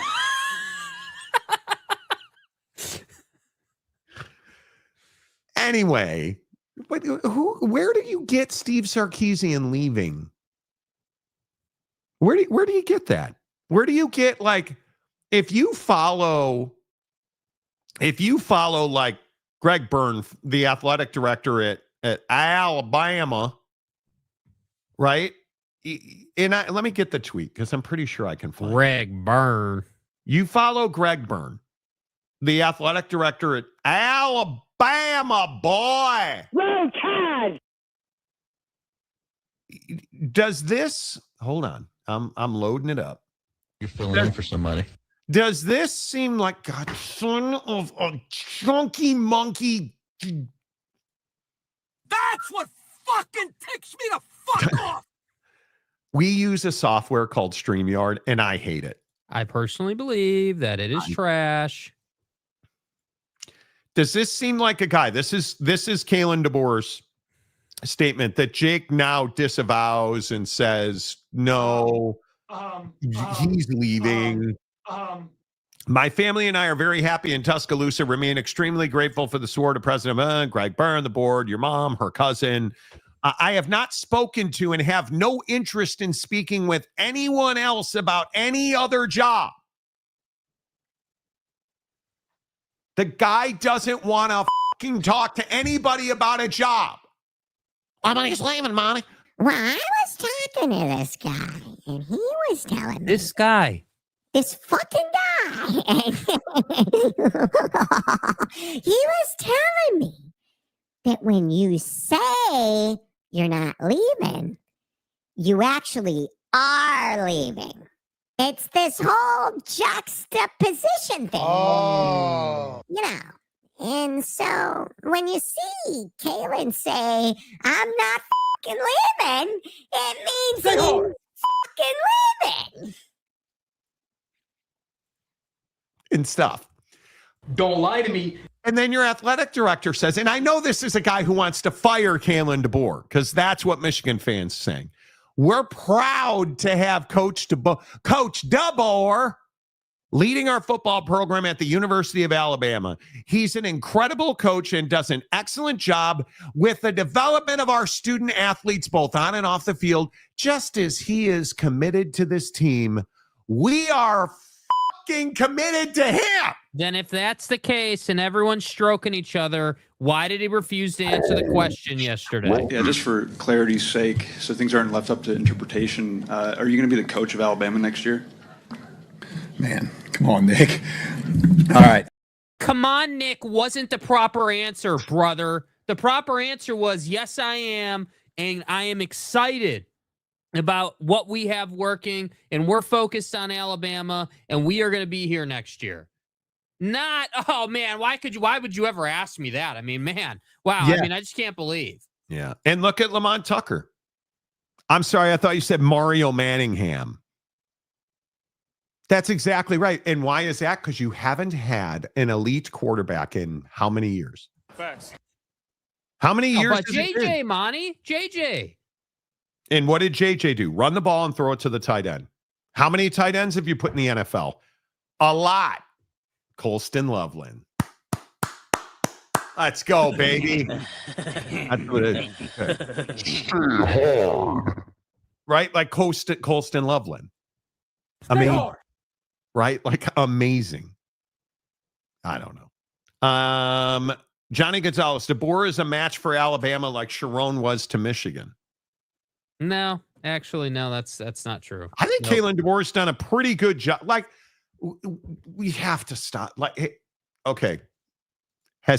In the comment section, has Kalen DeBoer done a good job at Alabama? What do you mean, no? There, unequivocally, the answer is absolutely. How can you? I don't know if he beats Oklahoma, then we can say he had a good season. You lose to Oklahoma, didn't have a good season, dude. No, don't move the stick, dude. This is the SEC national championship or nothing. Football playoff at Alabama. It's natty or nothing. Yeah, second year after replacing Nick Saban, the guy's in the college football playoff. Right. All the guy does is win championships. All this guy has done in his career. Doesn't he have like 4 national champions? At Sioux Falls, he won 4 national championships. Washington, he went to the national championship game. He lost. Last year, he went 9-4 ReliaQuest Bowl, finished 17th. This year, he is 10-3, first round of the college football playoff, and he's 19-7 and 12-4 in the SEC in 2 years. And we're really questioning if he's done a good job? Yeah, we are. Because you got to win at the highest level. Good job doesn't include not winning championships at Alabama. That's wild to me. Sorry, bro. That's wild to me. I don't know why. I don't know why it's wild to you. Because he's replacing a legend. He lost a ton of talent the minute that Nick Saban retired. Caleb fucking Downs. That's the caliber of player he lost when Nick Saban retired. Because when Nick Saban left, dudes were going to leave, especially in the defense. Mm-hmm. He comes in. Look how much better he has made Ty Simpson from year 1 to year 2. Look how much better the offense is. Now, can they run the ball? No, because they've been incredibly injured at running back. Totally agree with that. He has got 2 of the best wide receivers in the country. His offensive line has been really good. And his defense has gotten incredibly better year 1 to year 2. Okay, then why did you have the game you had against Oklahoma first time around? Why did you lose to Florida State? Because guys are going to lose. I'm sorry, dude. Like, well, I'm not going to come off of if you lose to Oklahoma, you didn't have a good year. You didn't. Okay, who do you think is the best coach in college football? Ryan Day. Okay, why did Ryan Day suffer for a decade before winning a national championship? Because he didn't know how to win a national championship, and then he finally figured it out. The best coach in college football. Mm-hmm. This is what we do. But how is that relevant to Kalen DeBoer? Because my point is, Kalen DeBoer has done an exceptional job at Alabama, replacing Nick Saban. Do you know how difficult that sentence is to achieve? Right. He's done an incredible job replacing Nick Saban. Yes, it could have gone worse. It could have gone worse, but that's not the standard. Like we all know what it is, man. Bro, you're crazy. The standard, no. The standard under Nick Saban was national championships. Right, and you you have think to Bama give fan him. wants that to change? No, but it doesn't give a flying flip about what Bama fan wants. Bama fan's irrational. You know how difficult it is to build a program back to what Nick Saban had it in his prime? Do you know how long it's been since Alabama won a national championship? Do you know how long it's been since, like, I just cannot continue to sit here and say it enough. We've got to stop with this nonsensical thinking that every year, every team should win a national championship. And when they don't, every team who didn't is a disappointment. But nobody's saying it's every team, bro. You're missing the point here. It's But Alabama. We're not. are. It's Alabama. It's not. We're not talking about Louisville. We're not talking about Mizzo. We're talking about Bama here, man. Like, yeah, I think it's incredibly irrational to think that Nick Saban's that's your going to opinion, retire. dude. That's your No, opinion. it's not an opinion. Nick Saban is arguably the greatest head coach of all time. He won 200 games. 200 games at Alabama. 292 games at Alabama or in his career. Do you understand that their last national championship was 2020, 2021, 2020? Then he lost the national championship. It's been 5 years since they won a national championship. Oh, Nick Saban fell off, man. Nick Saban fell off. Even though, and I should look it up, and I can. I think he was 36-6 in his last 3 seasons. And I'm pretty certain that he was like 21-3 in the SEC in his last 3 seasons and didn't finish lower than 5. Oh, if he fell off, though. Yeah. Nick Saban, his last national championship was in 2020 at Alabama. 2021, he was 13-2 and 7-1, lost the national championship game. 2022, 11-2, 6-2, went to the Sugar Bowl, finished 5th in the country. 23, 12-2, 8-0 in the SEC, lost the Rose Bowl, finished 5th in the country. That's the bar that we're trying to hold Kalen DeBoer to. That's not realistic. So then what's the bar supposed to be? The bar, in my opinion, for Kalen DeBoer should be, hey, you didn't make the college football playoff last year. What is the minimum this year? You got to make the college football playoff, and the team's got to be markedly better. I think he has done that. There's no question about the guy. Yeah, see, I guess we just disagree about what the bar should be then. Because to me, the bar would yes, the minimum is making the CFP if you're at Alabama. Like, I'm not saying he should be Nick Saban. What I'm saying is that we're trying to sit here and have an argument about what a good season at Alabama is. This is not a good season if he loses to Oklahoma, losing to the same team twice in one season, not winning a CFP game. That's not what Bama signed up for, man. 7-1 in the SEC is not what Alabama signed up for. No, not if you're losing in the first round. Absolutely not. That is unacceptable on any planet. So finishing 7-1 in the SEC. When did this become about the regular season at Bama? I'm genuinely like, when did this change? Building back a program. Do you guys understand? Like, do you know how much talent they lost when Nick's? I am amazed. I am shocked. So who's We're having a good year literally this year? Who's having a criticizing good guy. year this year? Then? We're literally criticizing a guy. We are criticizing a guy who has clearly improved this football team, who went out and got more talent. What is probably his biggest weakness? It's probably his offensive line. His offensive line has been wildly inconsistent. I think my opinion on his biggest weakness is his inconsistency getting his team ready in any given week. Some weeks they play incredible football. The guys go out there, they perform. They're one of the best teams week in and week out. And then every once in a while, they just have a dud. And they've done that one too many times this year. He lost to Oklahoma and fucking Georgia. No, he gave the game away against Oklahoma. I don't care. They lost to Oklahoma. But it matters. He doesn't play the game. He doesn't play. At some point, Dude, my come God. on, man. Come on, dude. Help me. Come on, dude. He doesn't play the game. You're relying on 19-year-old kids. They lost one game in the SEC this year, and it's to Oklahoma. One game. And we're saying it's not good enough.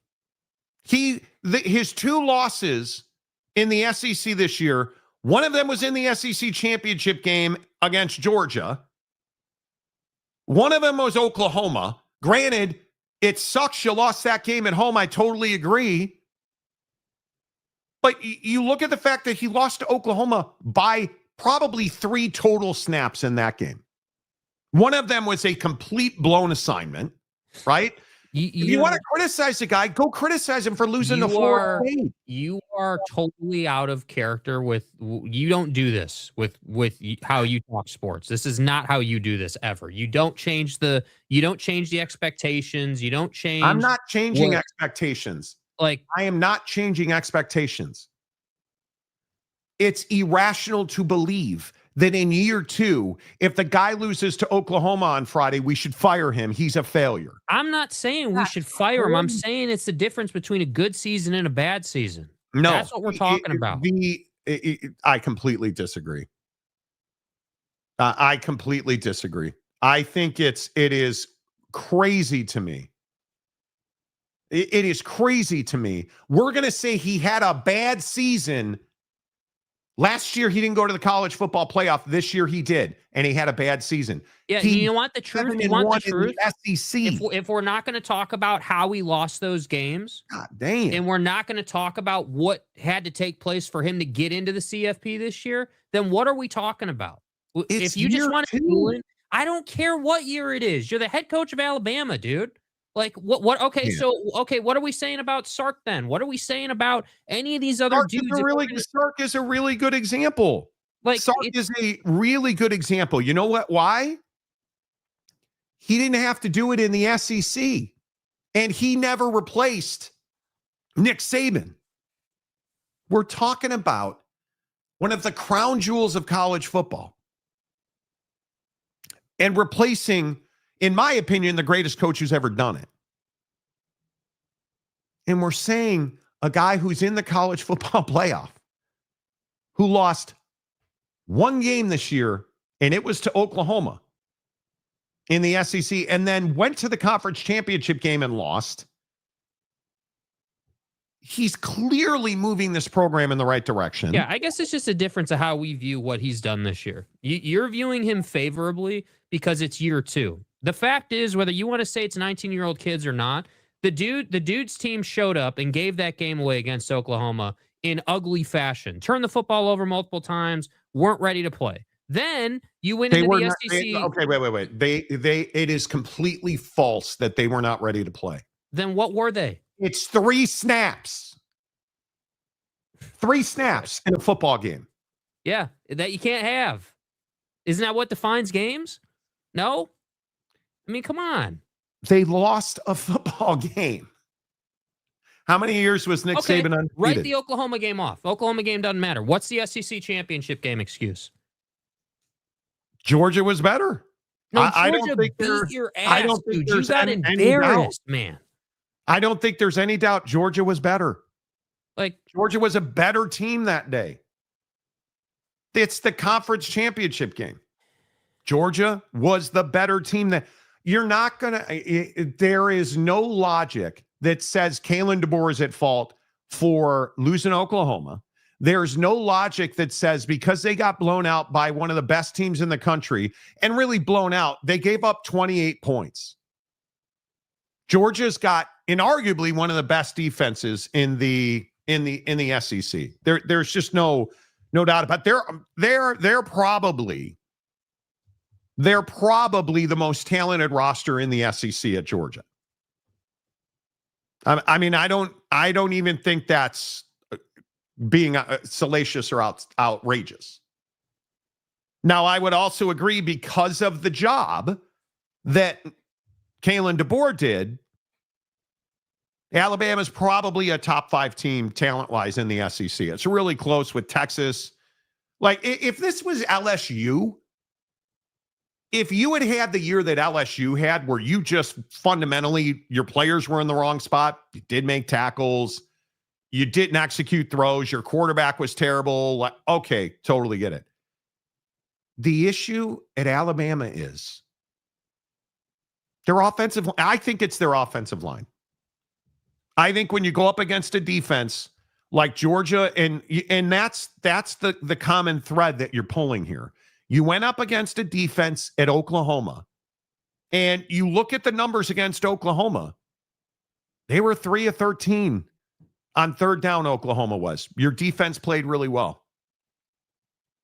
But did Alabama commit a lot of penalties? No, they committed 2 penalties in that game. They threw for 326 yards.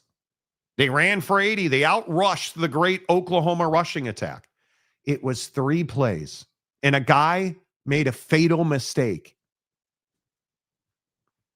I don't know how we got to a place where if Alabama doesn't win a national championship, Kalen DeBoer is a failure.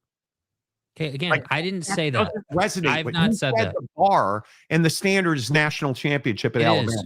It is. Well, I don't want that job then. I don't.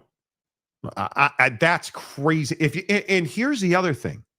If you fire Kalen DeBoer, or if he goes to Michigan, how are you going to You're not going to fire him. You're not going to fire him. You're not going to fire him. Firing him's not the conversation. But I just think this is what we do. We want to sit here and we want to defend his team in one way or the other. And I'm just looking at it and I'm saying, okay, cool, I get it. You're not Nick Saban. I'm not expecting you to be Nick Saban. But what I'm not just gonna flip on is some of these performances. But aren't you expecting him to have the same result as Nick Saban had? I'm expecting him to be a coach that runs one of the best SEC programs in the country, which would inherently make you a national championship contender every single year. That's the expectation, man.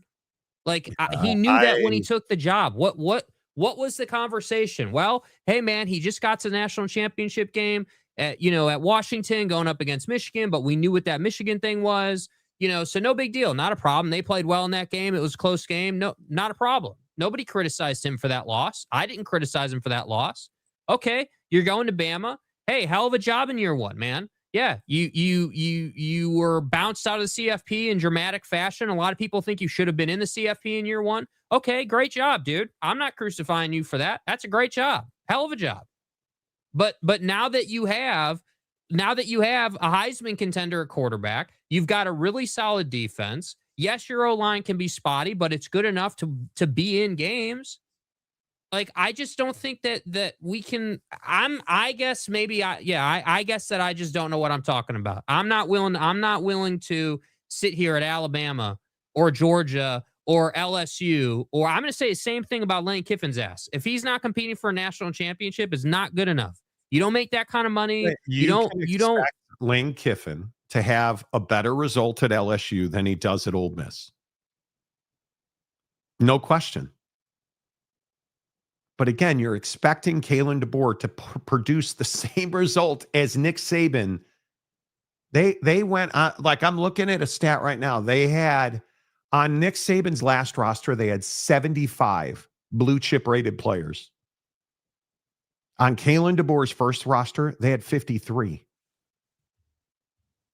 I mean, he has to rebuild, and year 2, he's in the playoff, and he was 7-1 in the Okay, so SEC. what are proper expectations then? Not to win 292 games in one season, because I feel like that's what what's the people proper are. expectation? What is the proper expectation? Right, the proper expectation is not that he's going to replicate what Nick Saban did in the first 2 years he's there. So getting into the CFP, getting to the semifinal, like what are we? Being 7, and I think and this is what people don't want to hear. I think he's exceeding expectations, because when you go, his overall record, I think what is he, 19-7? I think I said. Obviously, you'd like him to be 26-0, but that's not realistic. But in year 2, 7-1 in the SEC with the schedule they played. I mean, if we're comparing him to Saban, I just think that Nick Saban in year 1 was 2-6. Nick Saban in year 2 was 12-2 and 8-0. One game better than Kalen DeBoer in his second year. One game better, and we're saying that DeBoer's a disappointment. Yeah, he's a disappointment if he loses to Oklahoma. Yes, It's a disappointing season. It's not good enough. That's not good. Yeah.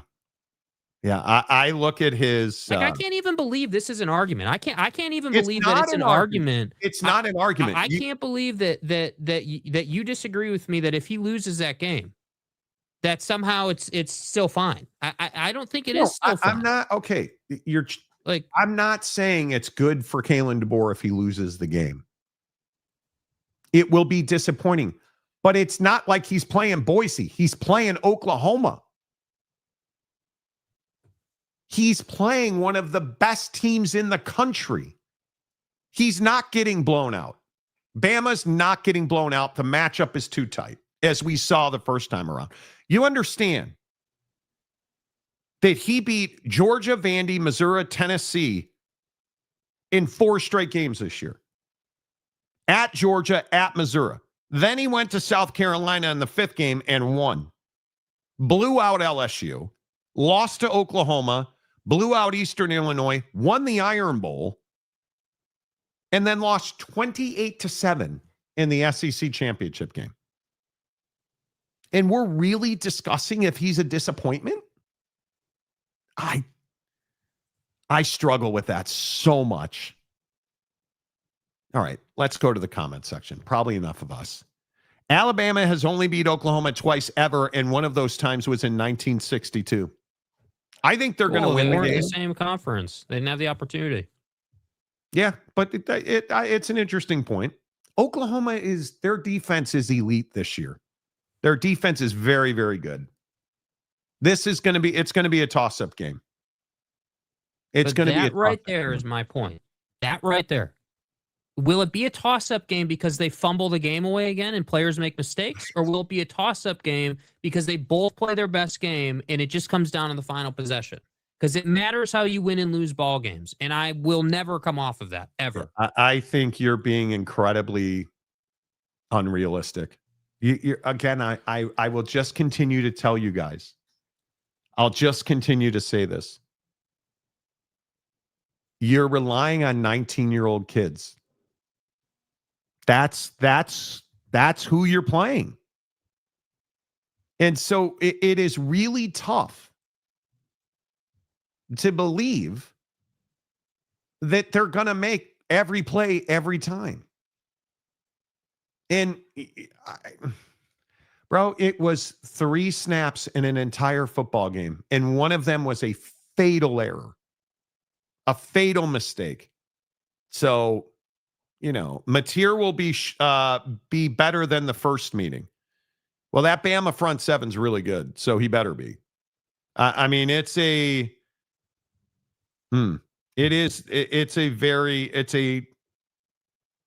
They're both very good defenses. They're both very well coached. Have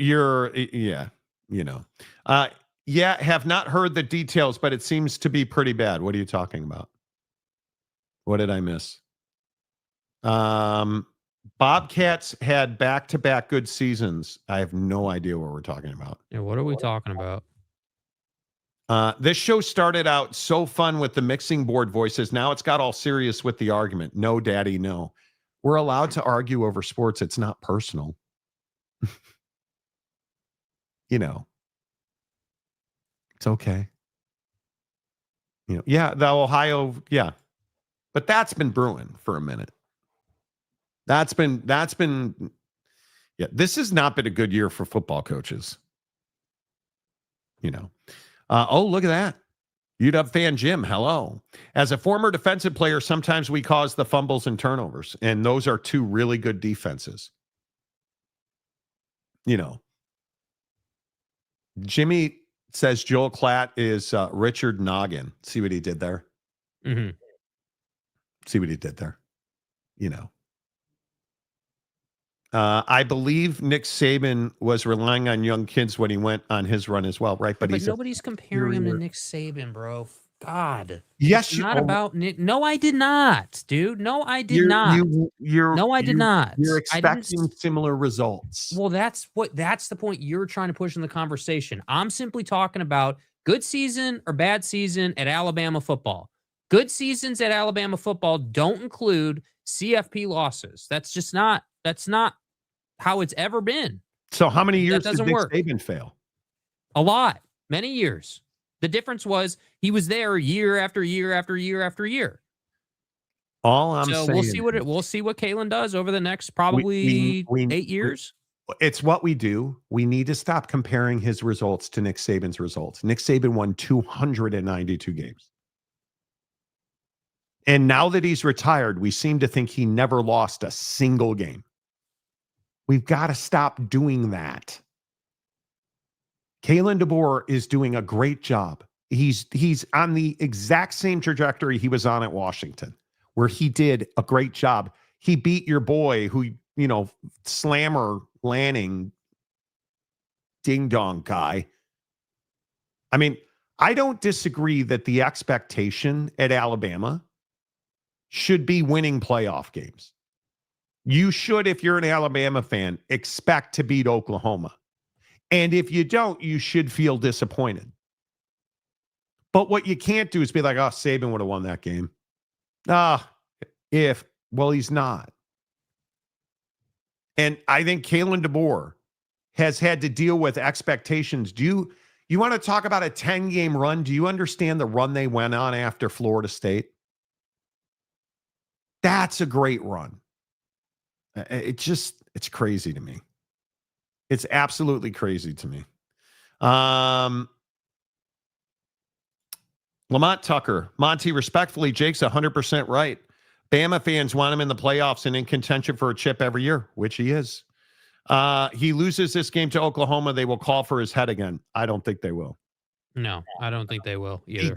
He got to the college football playoff in year 2. He got to the college football playoff. That was his job. That's the next step. Now, next year, I think it's unequivocal. With the recruiting class he just put up and the portal that's about to happen, you know, if he doesn't take the Michigan job, I would expect them to compete for a national championship next year. Because now it's not about Nick Saban. It's about a full talent portal cycle where you can improve the offensive line, where I think you have to figure out if you have a running back that's a horse or 3 of them. You want to know the thing that you can criticize Alabama for, especially on the offense? What's going on with Ryan Williams? Do you know how many catches and touchdowns he had against Auburn? Does anybody want to guess? The answer is none. Not a catch, nothing. Not one catch. You want to talk about some dysfunction? Maybe we should worry about that. The fact he only had 600 yards and 4 scores this year, maybe we should talk about that. Right? Like the fact he only had I think he only had 2 catches against Georgia. Yeah, he had 2 catches for 33 yards. No touchdowns. The guy hasn't scored a touchdown since the LSU game. Do you understand that he hasn't had a really big game since South Carolina? Do you understand that he's only got 4 touchdowns on the year? He really, he's a zero this year. He is an absolute zero this year. You figure it out. That's what you can criticize Kalen DeBoer for sure. 9-3 at Bama is a bad season, according to Bama fans. Well, but again, who cares what Bama fans think? My point is, logically and realistically speaking, year 2, replacing Nick Saban, 9-3 and 7-1 in conference is a phenomenal year. It's not a good year. It's a great year. And if you beat Oklahoma, then you're going to have had a great year. Without question. Going to the second round of the CFP. Now, having said that, you know, wrong graph. The road gets so much easier, you know, because then you get to go play Indiana. And then you probably get to play Texas Tech or Oregon. Because I'm kind of leaning Texas Tech in that game, by the way. Haven't looked at a bunch of matchups, but either way.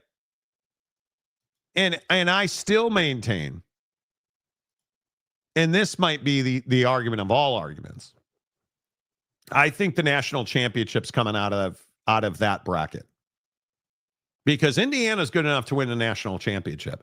I don't believe JMU is. I don't believe Oregon is. I'm not sure. I don't believe Texas Tech is, because they're going to run into a buzzsaw of a defense. And I just am not on the Barron train. I think the winner of the Bama-Oklahoma game, and then the winner of the Indiana and Bama-Oklahoma wins the national championship. Because I think Texas A&M is going to beat Miami. Ole Miss is going to beat Tulane. I think Georgia beats the winner of that game. I think Ohio State and Georgia play. I think Georgia beats Ohio State.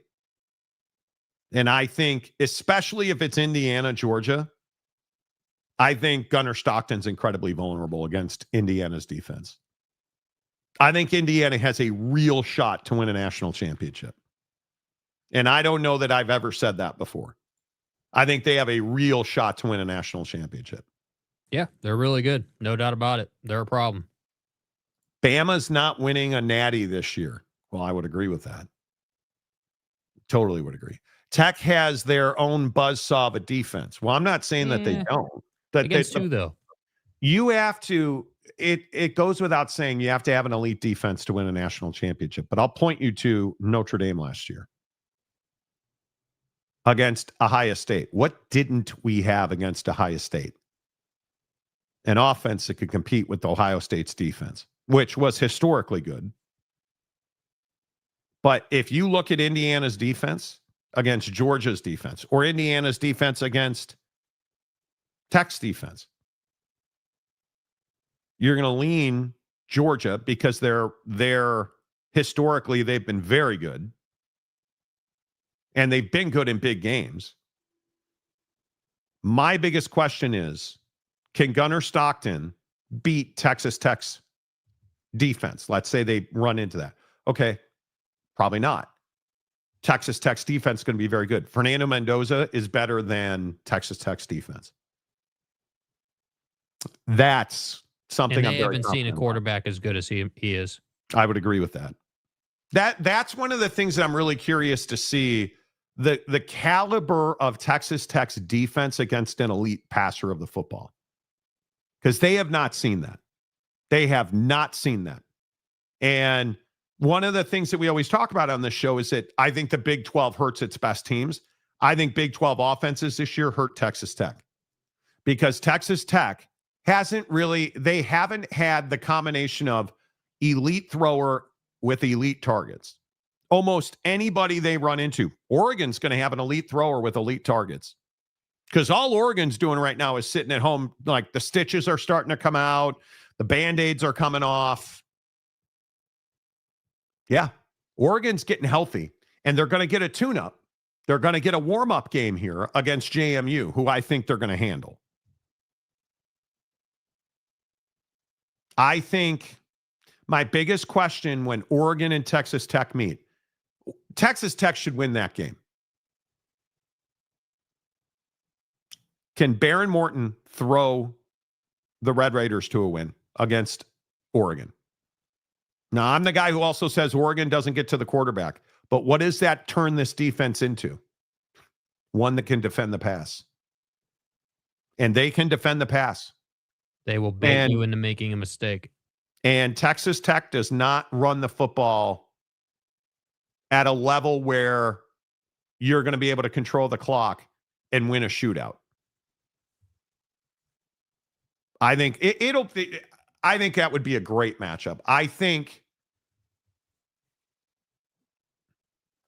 Texas Tech it's close. I think Oregon's going to be a really tough matchup for them. I'm telling you, if Tech runs into Indiana, Fernando Mendoza will beat Texas Tech because they just have not seen. And the arm span, the catch radius on Indiana's wide receivers, dude, you have not seen that in the Big 12. You have not. And Texas Tech, I think Indiana's better than Texas Tech. I think Texas Tech is better than Oregon. I've tried to find, there's not much that's going to separate those two teams. But I'm very curious to see if I'm Texas Tech, can I consistently pressure enough to get Dante Moore out of the middle of the field? Yes, they've shown they can do that consistently. But you've got the best tight end in the country, and his backup is probably the best tight end in the Big 12 if he were there. So you've got to win the middle of the field to beat Texas Tech. And I think Oregon can do that.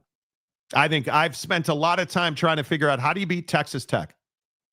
Because you're not generally going to win a shootout down the boundary on Texas Tech because that takes time and Romello and the boys are going to get after you. You're not going to throw it to the flat because the linebackers are excellent at Texas Tech. Their defense, they're well coached. They don't overrun the football. They flow really well. To beat Texas Tech, you've got to win the middle of the field. And I think Oregon's offense can do that. They have a package of in running routes at about 17 to 20 yards that I think Texas Tech has not had to defend that this year. And I just don't think Texas Tech has seen an offense, that is as good as Oregon's. We can sit here and say that BYU had a really good offense. They had a solid offense. It's not Indiana good. It's not, obviously I don't think it's Oregon good. It's obviously not Texas Tech good. It's not Alabama good. Yeah, mainly because Alabama is, a team that should be competing for national championships. But we're not talking about them right now in this part of the show. We're talking about Oregon and what did Kalen DeBoer do? Is it because you hate Kalen DeBoer because he made Dan Lanning's inability to perform a couple of nights for you? Is that right? No, I just think that the expectation is the expectation, and I'm not. Expectation is the expectation. Last year wasn't a good year for Oregon. That's not good enough, right? Dan Lanning, and the expectation there is to make the national championship game. You have everything you need. Getting blown out, not being non-competitive in the playoff last year was a huge disappointment. Yeah, it's just not good enough. I mean, and I've said that multiple times. That hasn't changed. And I think that the expectations for Oregon this year are to drop 50 on JMU, drop 40 on Tech, and you're not dropping 40 on Tech. And well, you're convinced, but I'm telling you, Texas Tech hasn't seen anybody as good as Oregon. Like, I know that you don't think Oregon's very good. I didn't say it. No, I said Oregon's defense doesn't pressure the quarterback. Right. So against Baron Morton, that's exactly what the doctor ordered. You don't need to pressure him. You need to get him to think he's thrown to an open space when he's not, which is not that hard to do, in my opinion. All I think you need to do is zone up Baron Morton, and he shrinks. Yeah. The problem is for Texas Tech, and I know Tech fans are always in my ass about this, your ceiling's Baron Morton because you run the ball well. You have wide receivers. You have an offensive line. Baron Morton has to be better than he has ever been before. And I think it's like expecting Kalen DeBoer to be as good or better than. Anyway, my point is, you see what I see what you did there. Yeah. I get it. My point is, expecting Baron Morton to significantly improve his level against an Oregon offense defense combination, because the biggest thing that I think scares you if you're Texas Tech is, can you win an arms race against Oregon? I don't think you can. Because the one thing, as much as I say that Oregon doesn't get after the quarterback, they have a nasty habit of making the quarterback move to the side of the formation they're more comfortable with. They blitz and stack. Like if they want that quarterback, because most quarterbacks struggle rolling pocket left. Barron certainly is this guy. If they want Barron to roll pocket left, what are they going to do?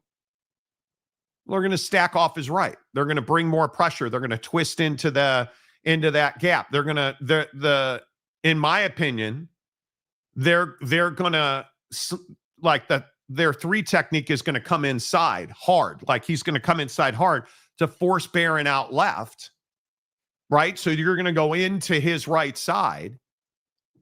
And now you just took half the field away from a guy who's not incredibly mobile, which plays into the hands of your secondary. And I don't think that Baron Morton's going to be able to get into a shootout with Oregon. And I don't think nobody is putting 40 points on Tech's defense. That would be a shocking turn of events. Well, I don't think anybody can say that they're confident. Not that you're saying this, but I don't think we can at all say that Tech is, that we have somehow we have confidence that Tech would beat Oregon when we don't have any measuring stick for Texas Tech. The measuring stick is BYU. And to me, BYU, again, to me is a flawed team. They're a good team, but they're a flawed team. They have ways that you can beat them, and I think that while Oregon does have weaknesses, I think that they are a much better team. And I think that the only team Oregon is not competitive with, in my opinion, would be Georgia and Indiana. Those two teams to me are just not good matchups for Oregon because of the size and the physicality factor.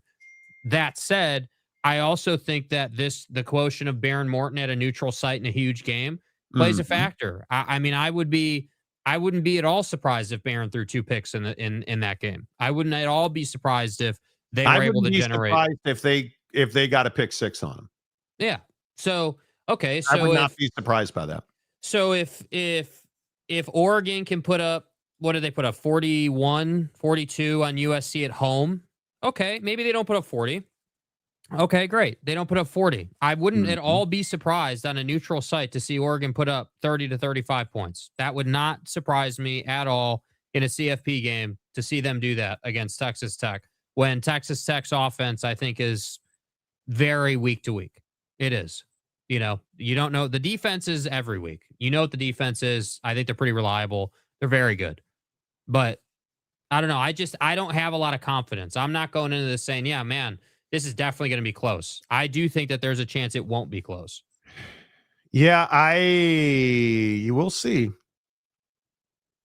We'll see. I mean, my biggest concern is that the Big 12 did not prepare Texas Tech. The Big 12 is incredibly soft. That's what makes me nervous. And I just think,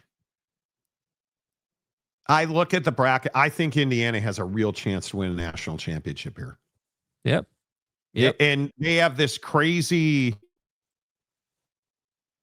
Sig showed up at the right time, brought the right guys, and they're in this little vacuum where their bracket matches up perfectly.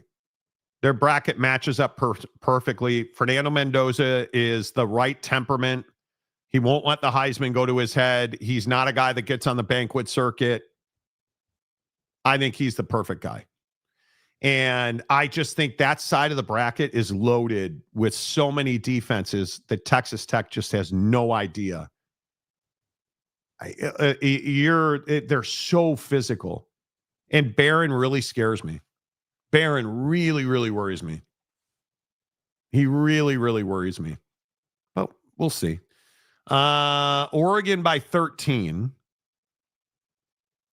The Natural says, I honestly have no idea what happens in a Texas Tech matchup versus Oregon. Oh, I think it's a lot of read option for Dante Moore. And you're going to see him.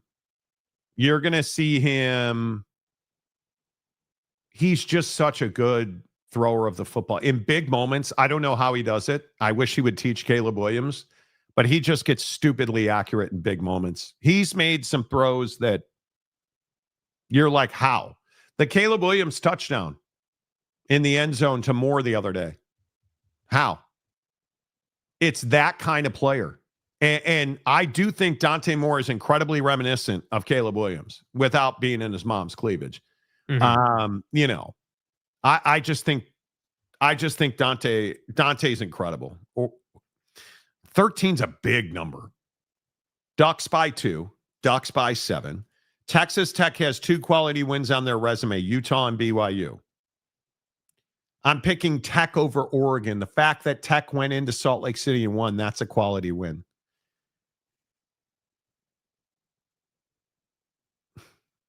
James,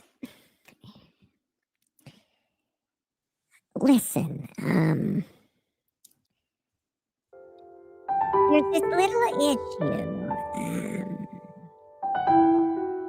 You know, the quarterback for Utah, I mean, Devin Dampier's quite a nice guy, but are we really comparing Utah's offense to Dante Moore?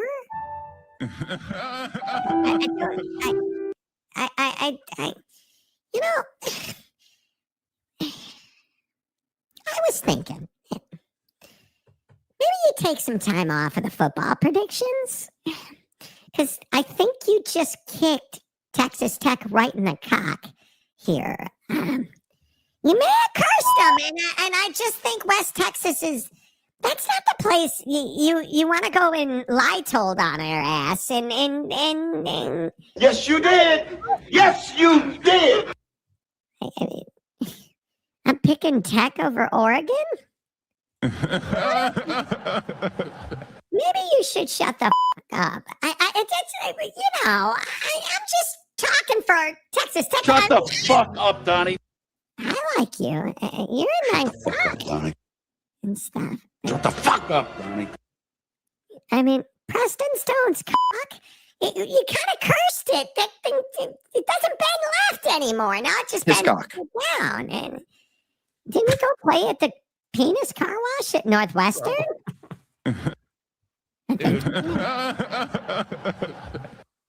could be wrong. Yeah, I probably wouldn't be talking about Oregon that way. Did you just put another notch on your headstone there? I think you did. I think you did.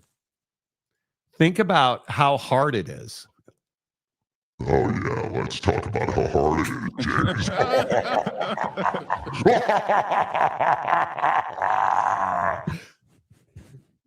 To win at Utah. The Utes don't lose at Rice Eccles often. That was a quality win. Nobody's saying it's not a quality win. Nobody is saying that. Utah does not have wide receivers, and they do not run the ball well, at least not at that point of the season. It's incomparable. You cannot compare the two. But that's just me. I was thinking of changing my name to WSU Jim, but I remembered that would be lame. Well, you could do that. I mean, all you have to do is go to school at Western Soliloquy University, and you know, then you just change your avatar to have Ryan Leaf's picture, and Washington State they're just fucking terrible. You don't want to. No, we ass. I mean, if we're keeping it a buck right now, I mean, don't you want Rollercock back? The Bacqua. fucking Bavacqua would be perfect to be the head coach. Imika Egbegbo. Yeah. How big do you think Rob Gronkowski's cock is?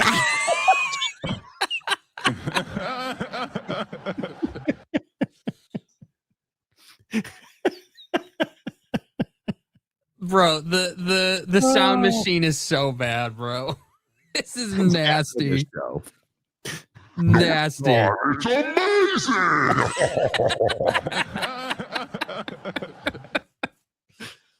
Oh, okay. my Here we go. God. Here's another troll. Yes. What is this? What is this guy? We probably shouldn't put that on the screen. Actually, Okay. Bofa. Okay. No. We're not putting that on the screen, bro. No.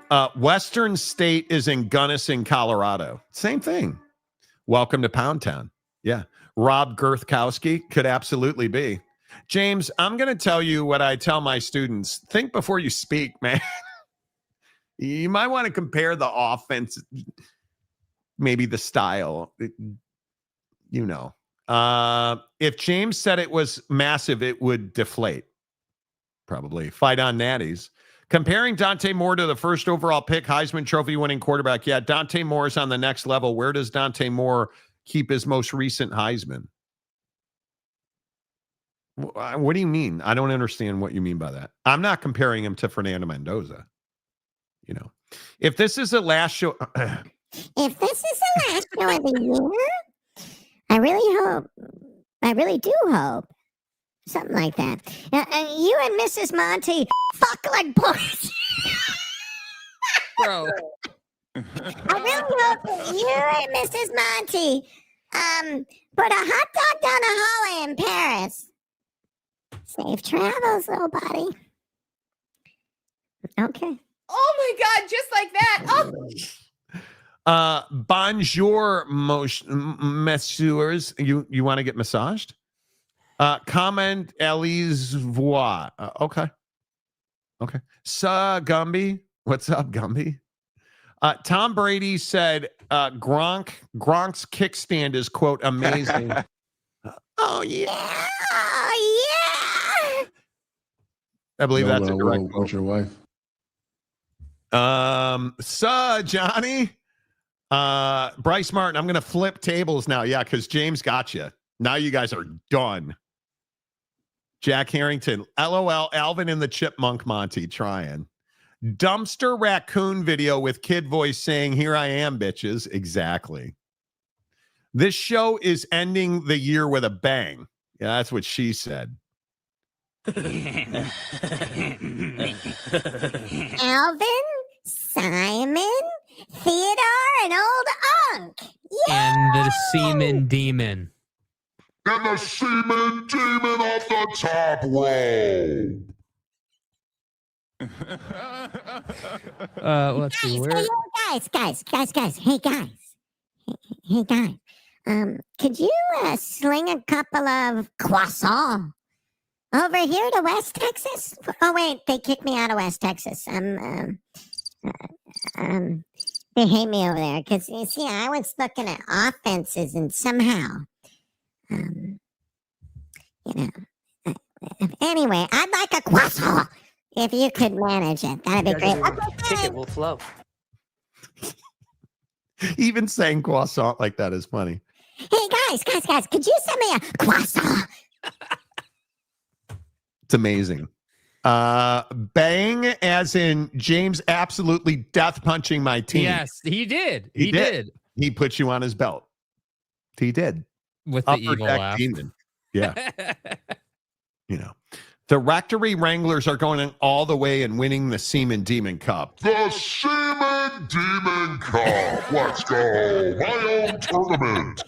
I was over here talking to Donald Trump the other day after he took health insurance away from the fucking everybody. Those Here's the numbers are beat dead. machine money. Yeah.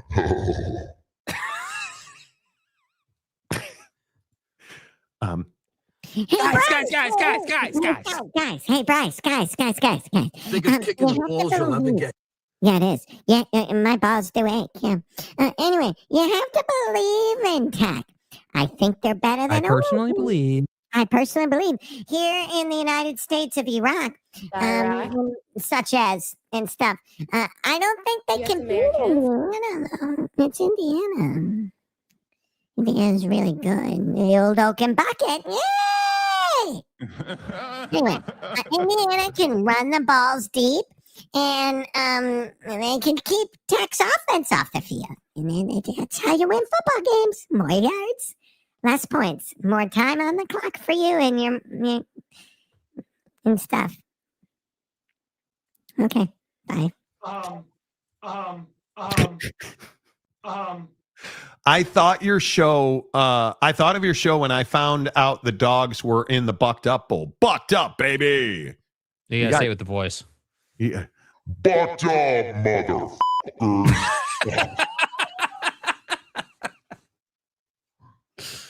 Get your creatine monohydrate at buckedup.com. Use your promo code MONTY. Stay hard. Stay hard. 20% off at buckedup.com.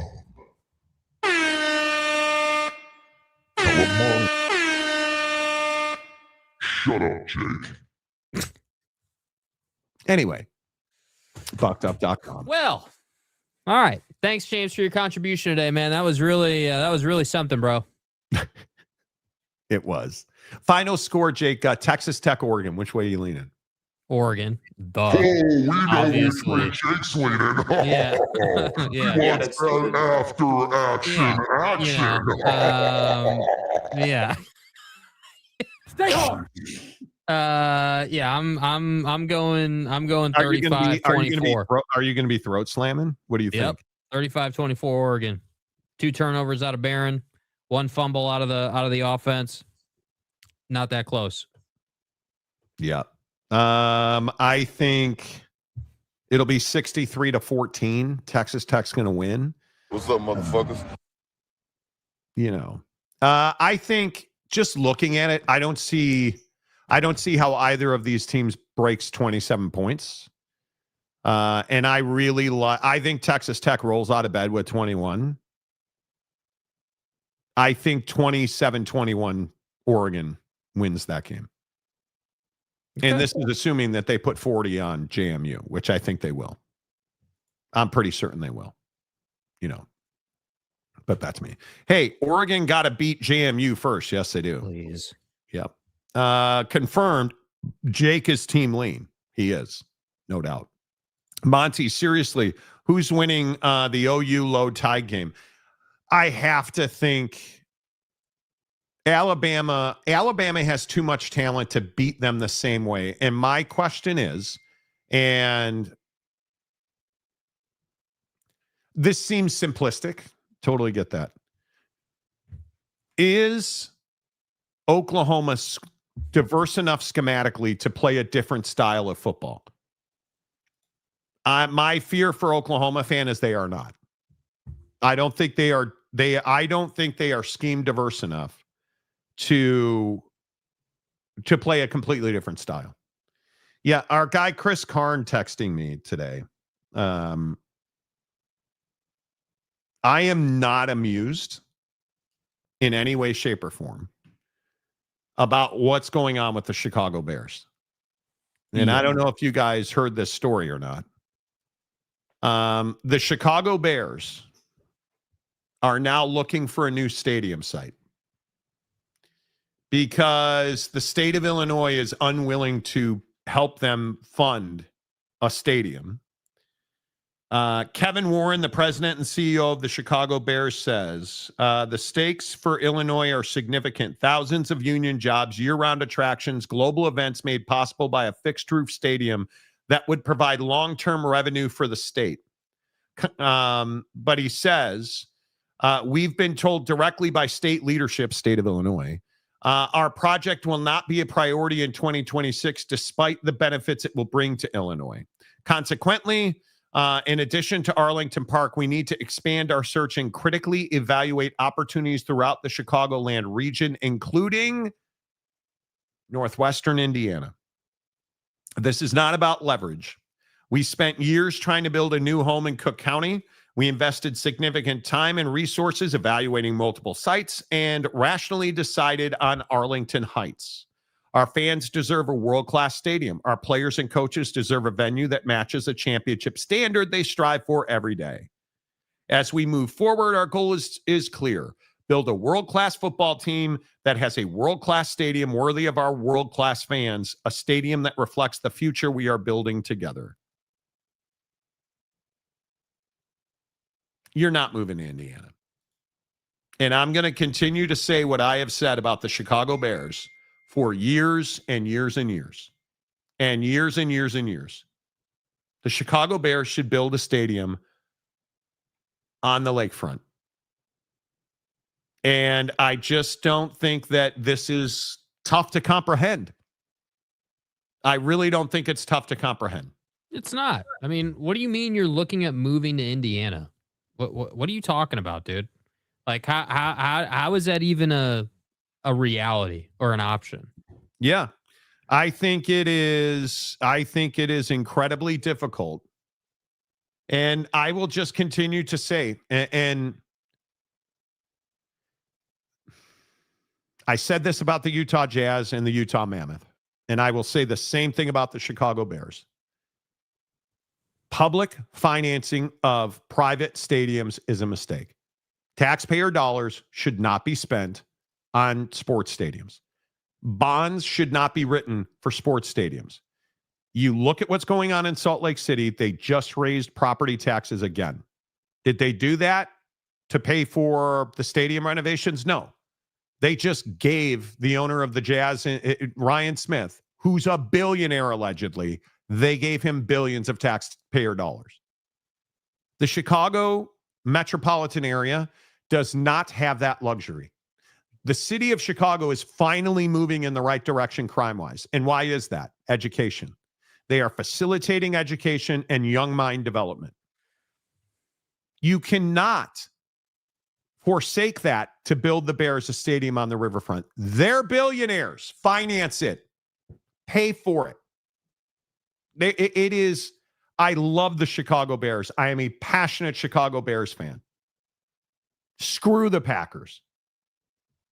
Right? I say Green Bay can go fuck themselves. I am telling you now. I am telling you now. The Chicago Bears cannot get public money. The state of Illinois, the city of Chicago and Cook County cannot afford it. There is no universe where that makes sense. Nope, absolutely not.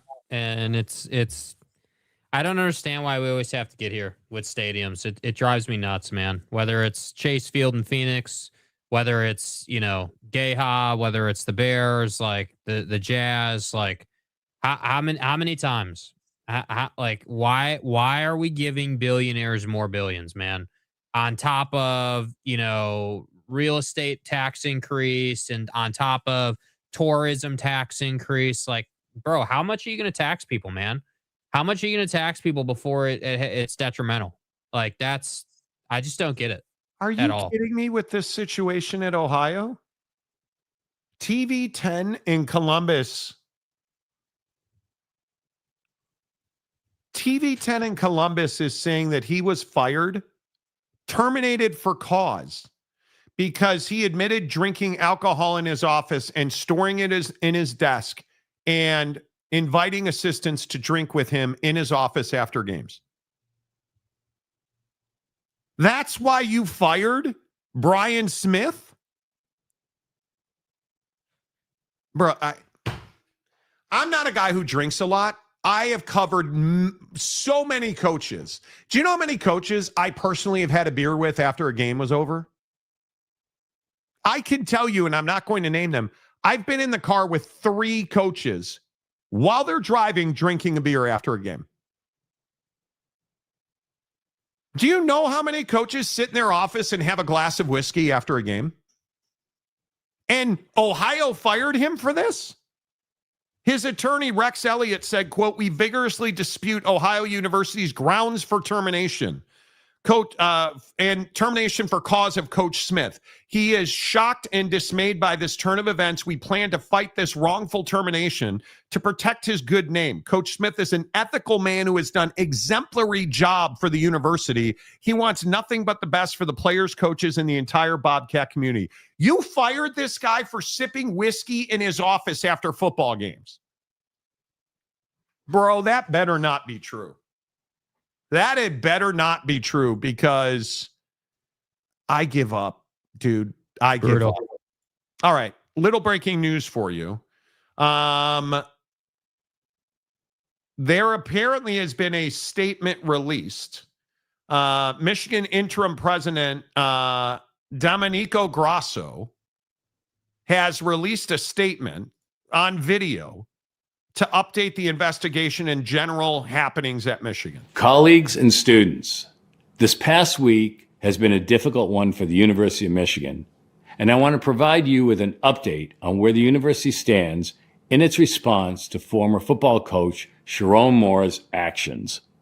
First and foremost, I want to underscore that the University of Michigan is committed to a campus culture of respect, integrity, and excellence. That is why we took decisive action last week to terminate the employment of Coach Moore. And we are continuing the investigation of Coach Moore's actions to uncover any additional germane and material information and to assess whether there may be related misconduct by others. And we will not stop there. We have expanded the Jenner and Block assignment to include an independent evaluation of culture, conduct, and procedures throughout our athletics department. In parallel, we are committed to strengthening the functional capacity of our university-wide Ethics, Integrity, and Compliance Office within the Department of Intercollegiate Athletics. We encourage anyone with relevant information about either of these matters to reach out to the law firm conducting the investigation at umconcerns@jenner.com.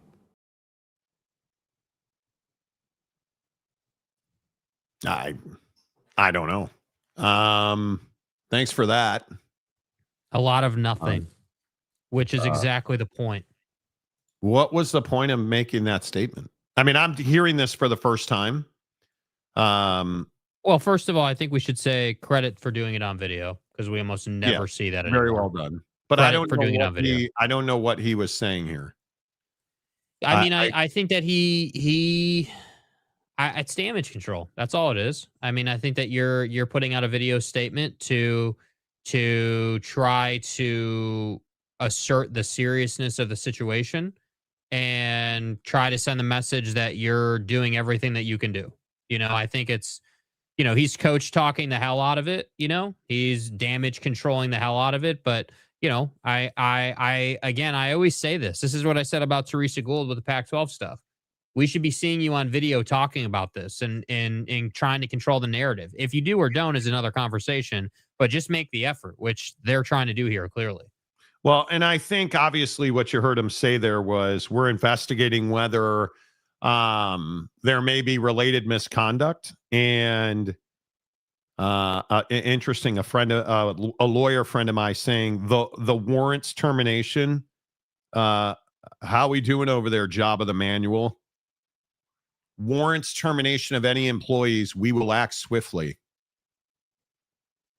So again, not to tell you I told you so. Yeah.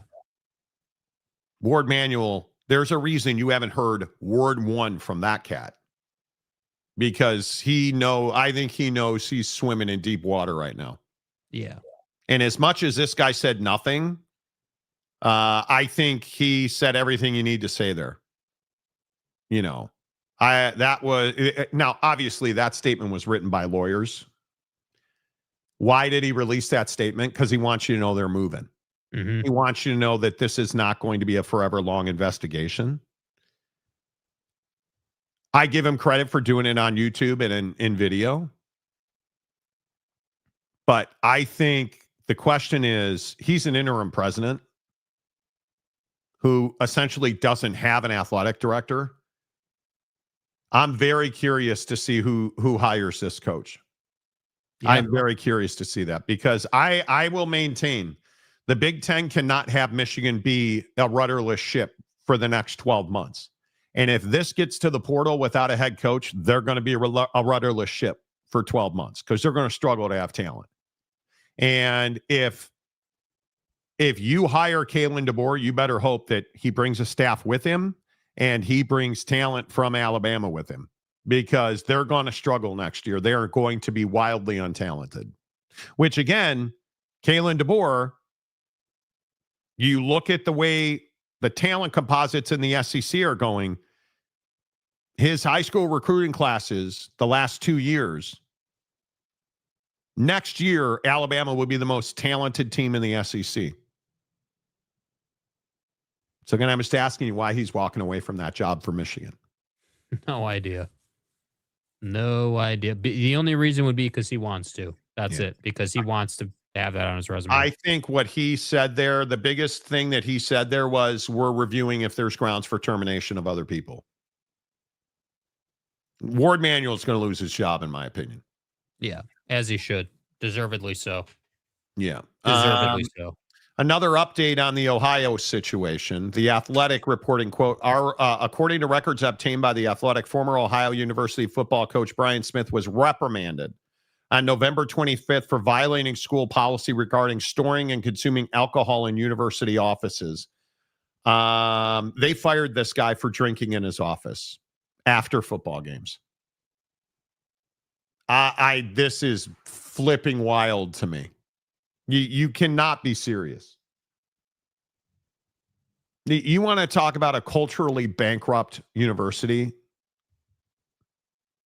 If they fire, I hope Ohio never wins another game, because you did incredible damage to this guy's reputation. If you fired him for drinking in his office after games with coaches, fuck off. I mean, seriously, you can go yourself. Like, that's ridiculous. I'm trying to get the timing. You got to time it up. It's like because you can hold it too and then say it, right? Yeah. Yeah. Shut the up, Jake. Yeah. So, it's a technique thing, It's all good. I don't know. Yeah, never go full Fuentes. Dan Bongino's resigned? That can't be true. Are you kidding me? Dan Bongino, the deputy director of the FBI, is resigning. He will leave his position in January. Wow. Oh, that is going to be ugly. Dan Bongino, he released God damn, Bongino! You've got to be kidding me.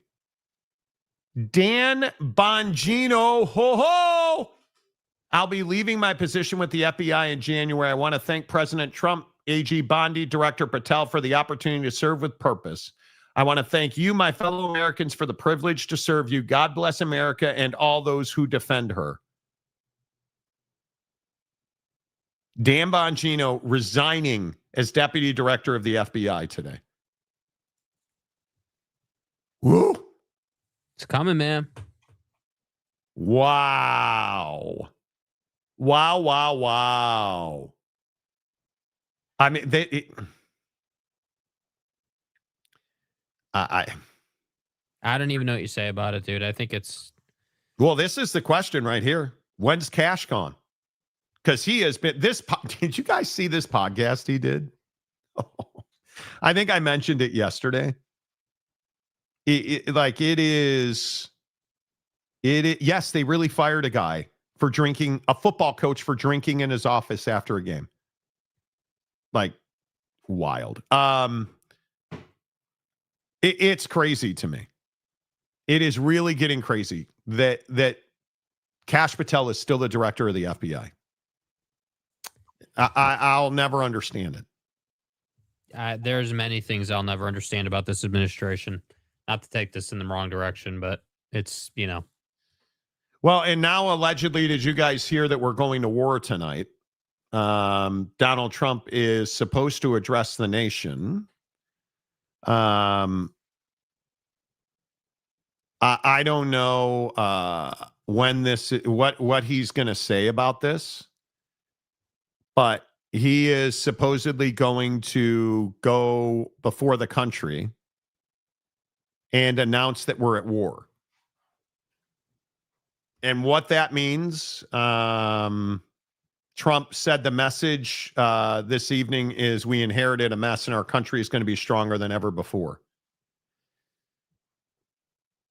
I'm very interested to see how this goes. And it's supposed to be at 6 Well, you know what wartime does. Eastern. Hey, you know what wartime does, right? That's gonna help him spin the economy. That's why he's doing that. Well, he is supposedly a guy who stays away from war. Yeah. Well, so yeah, we'll see. I mean, the economy is a wreck right now. The jobs report is a wreck right now. He's now saying that affordability is a Democratic hoax, even though he campaigned on it. I hope we're not going to war. I don't want to put boys in people's way. And now we don't let women serve forward territories. I don't want to put our young men in harm's way for no reason. And I really hope we're not going to war, because there's just no upside to that. You know, like it is. It'll be interesting to see. It'll be interesting to see. It makes me nervous. well, the question is the domino effect, because once you're at war with them, you know Russia's getting involved. Well, it's Russian oil that they're fighting over in Venezuela anyway. Yep. I mean, you look at the embargoed, tankers, and it's just tough, dude. I really worry about. My biggest concern when Bongino and Kash Patel are no longer at the FBI, and it seems like Dan Bongino, and I never thought I would say a positive word about Bongino, but it seems like Dan Bongino actually cares, wants to do a good job. And the hard part is I don't know that I can say the same thing about Kash Patel. Any guy that gets on a private jet to go do a podcast interview while we're still looking for this shooter at Brown University. Now it makes me very nervous. Yeah. Again, you guys are well aware that 2 days from now I'll be in Paris, France. And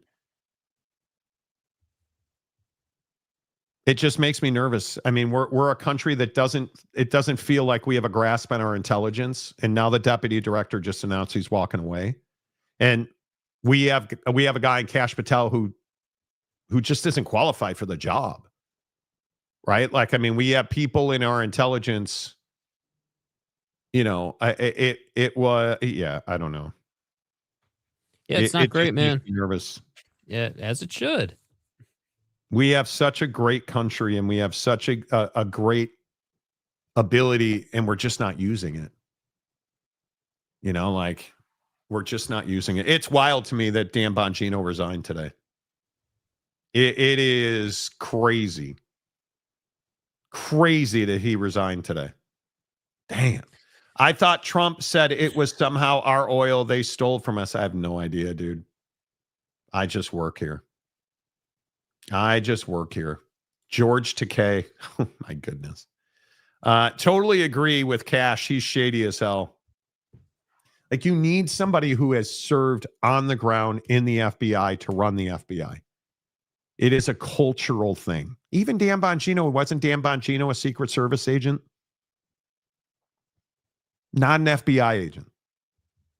You need qualified people. Like Pete Hegseth, now not releasing this video. Like, you need qualified people.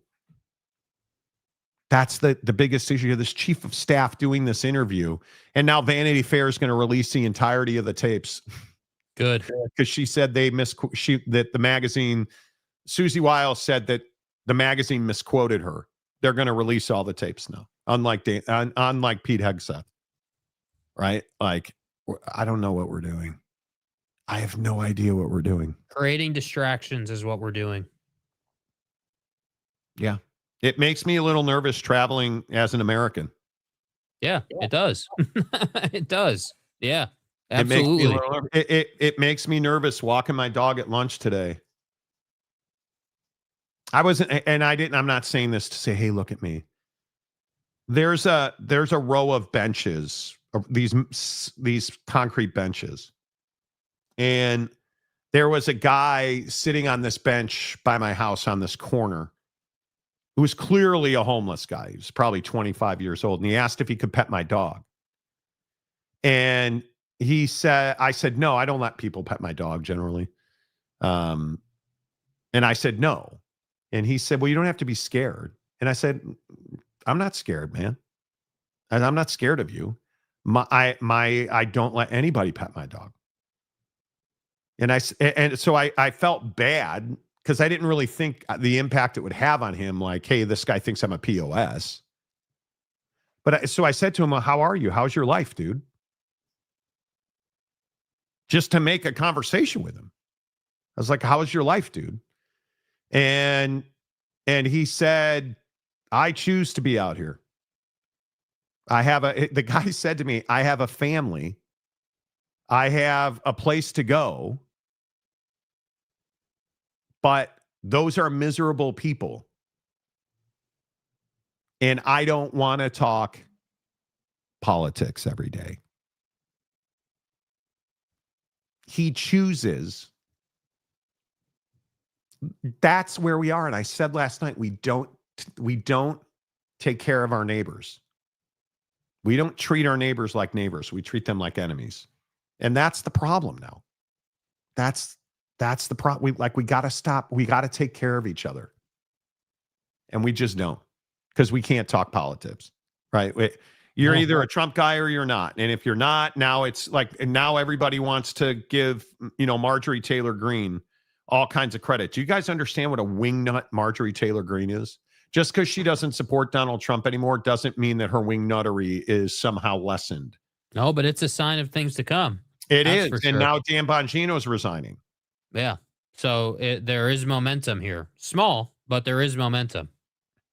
Do you understand the anarchy that's going to take place when we have midterm elections? Do you know? And I want you guys, seriously, if you've ever listened to anything that I have said on this show, tonight when you lay down, appreciate what you've got and where you've got it. Because I am telling you, 2026 is going to be a violent, transformative year in this world. And I'm not trying to be Mr. Negative, or you walk outside the door and you go to Bondi Beach to celebrate Hanukkah, you're probably not coming back. Right? You're at Brown University. That's just the beginning. That's just the beginning. And it's all motivated by politics. You look at this shooting in Australia and why it happened, targeting Jewish people. You look at how often Asian folks are targeted in this country. We are separated. We are segregated as people. We don't talk to each other, so we don't know each other, so we don't respect each other, and we don't like each other. And that's going to lead to violence. And I think 2026, if this administration knows it's losing the midterm,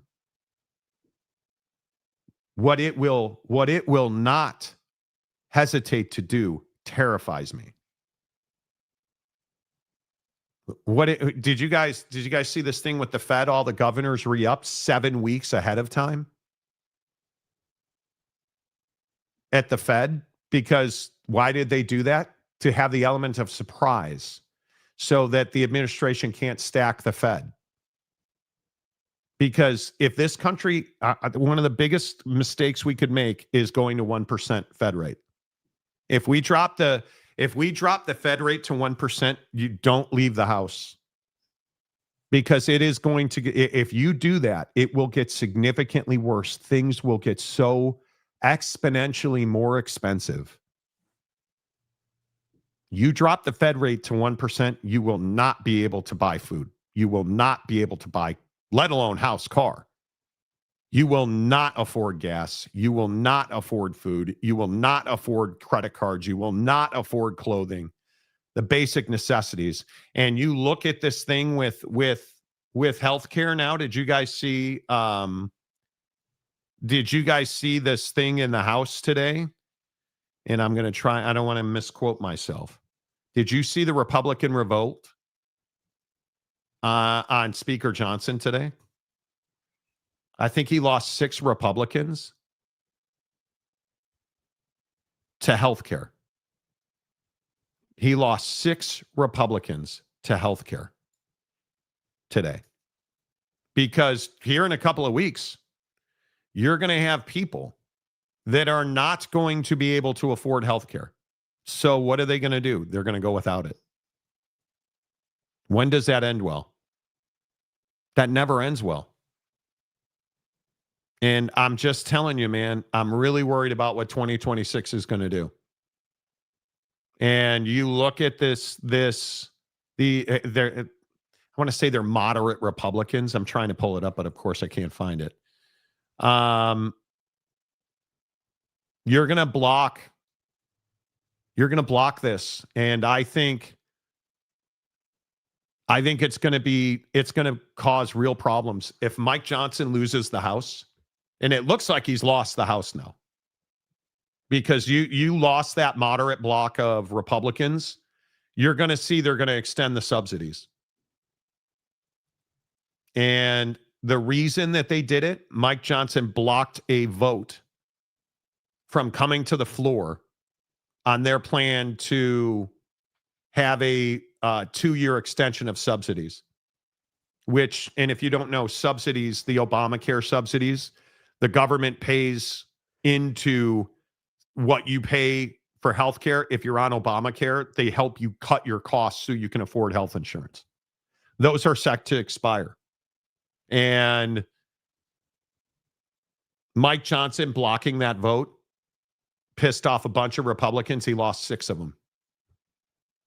And I again will tell you, healthcare is a perfect example of how divided we are in this country. I have excellent health insurance. But what do I also have that a lot of people don't? I have a job. I make more money. I'm in the 1%. My wife works. She has her own health insurance through her work. I work. I have my own health insurance. I have a healthcare spending account.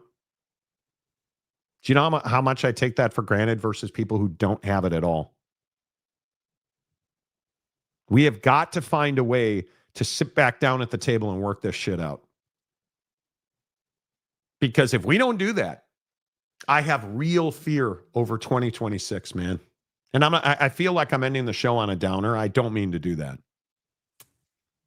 We have got to find a way. It can't be categorized as a downer if it's the truth. We have got to find a way to come together as a country, you guys. Like, when we sit here and we joke and we laugh about sports and we sports wash a bunch of stuff. And, you know, if you're phenomenal Hebrew, bro, I love and appreciate you. You're a scumbag Penn State fan.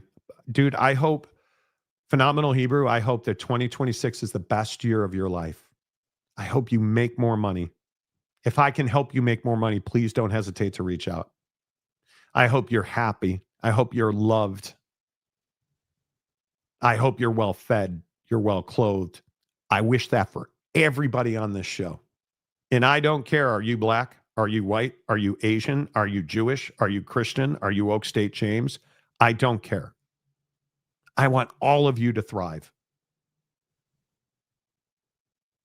And I really don't know if that's possible in 2026. From a guy like Mike Smith, West Virginia guy, served our country, busted his ass for his life.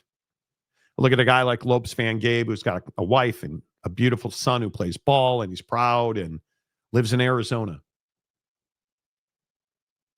I look at a guy like Jake, trying to find his way in life, turning 32 years old tomorrow. Not married, doesn't have kids. Look at the dichotomy in this chat room. 3,000 people watching the show right now. Look at the dichotomy in this chat room. Your age doesn't matter. Look where we all live. How many Utahns are here? Look how many Arizonans are here. Look how many Southern California folks are here. Look at all the folks that have come to the show to Seattle and Washington, Idaho, West Virginia, New York City, Texas. Look at the great state of Texas. I don't care where you are. I love you. I want you to thrive. I want you to do well. I really, really do. And it's just so hard to see us so divided. I honestly, Jake and I just had this heated argument about Alabama and Kalen DeBoer. Do you think that means we're not going to spend the next 10 days partying our asses off in Paris? I can assure you we will. That's my guy. I love Jake. Like, this is what we do on this show, but don't ever forget, we're all Americans. And I know we have a lot of people in Japan who watch this show. Australia is on this show. All kinds of Europe countries are on this show. Indonesia's on this show. But we're all Americans. And we're all men. And we're all family. And we're all friends. And we're all really close friends for 3 hours a day on this show. Don't lose who we are as Americans, because we're close. I am telling you right now, we are close. And I just want people to understand you can make a difference. I promise you, if you believe. I was telling a guy today, I work for a major tech company during the day. I think most of you know that. I was telling a guy today who's got 13 days left to save his job. This guy's biggest issue is he doesn't believe in himself. And I'm telling you, that's your biggest issue. You don't believe in yourself. And we're here to lift you up every day. And yeah, you don't agree with me on sports. And again, phenomenal Hebrew because he's on the screen. We argue about Penn State. Believe in yourself. Believe in yourself, right? Like, yeah, you can do anything you set your mind to, bro. It's just really, I mean, it is as simple as that. Truly. Because you'll walk out the front door one day and you won't come home. You understand that there's a day where you're going to go to sleep and you're not going to wake up. There's a day where you'll drive your car for the last time. You'll kiss your wife for the last time, or you'll kiss your husband for the last time. So you better enjoy every time you do that. My wife walks out that door every morning and I kiss her goodbye and I watch her walk away. We don't go to bed. Me and my wife never fight. Again, I'm the 1% dude. I've got everything and more. I've got everything and more. But you're damn straight. I tell my wife I love her and I miss her. And I tell her how beautiful she is every day. She walked out of here with a $200 cable cashmere sweater from Brooks Brothers today. And I wish she had 10 more. Man. Yeah, dude. I thank my lucky stars for the VA. I thank my lucky stars you served our country, dude. Yeah. Seriously. Every day. To all the veterans and disabled people like myself, when the government is a mess, this hurts everyone, especially the government-reliant people. And I'm sorry you're relying on the government, because we owe you more than that. We owe our veterans more than what we're giving them right now. You know. I got laid off from a tech company 2.5 years ago. Can't find a gig anywhere. It's tough out there. It's really tough.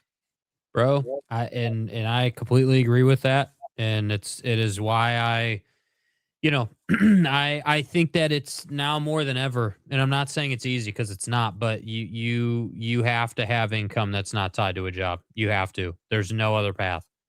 You have to, because the all these struggles and all these things that we're about to deal with, get easier with more income. That's the truth. And you know what the truth is? People are rooting against you. It's true. Your friends are rooting against you. Your family's rooting against you. So you got to fight for yourself, man. You got to go out there and fight for yourself. And yeah, I am always hyper aware. That's why I don't go I don't to know how I feel about it, dude. Like, obviously it's Paris and it's an iconic city. There's no question. and you either love Paris or you hate Paris. That's kind of the general sentiment that I see, just stylistically and culturally.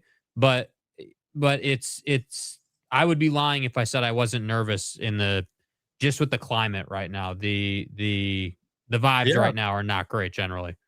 You are, and I'm just going to tell people this. I'm going to London and Paris. And I will be very vigilant. I am very glad that I will not be out amongst the masses on the Champs-Elysees for New Year's. For a reason for that. I won't. Wow, look at that. How did I miss this? First of all, UW fan Jim's been a member for 28 months. And then look at my dude, Calamoni, 20 months. Appreciate you, man. Really, I'm I really do. sorry I missed that. That was 15 minutes ago, Calamoni. I really appreciate you, dude. Again, a guy who comes in here, we've never met each other, and he just gives us memberships. It's amazing. Have fun in London and Paris. You've traveled before. Surely you'll be fine. I have, and I'm not scared. I'm going to be not aware. scared of the travel purely. It's the people. You just never know. You just got to be careful, vigilant. You do, and I think I just want you all to be cool.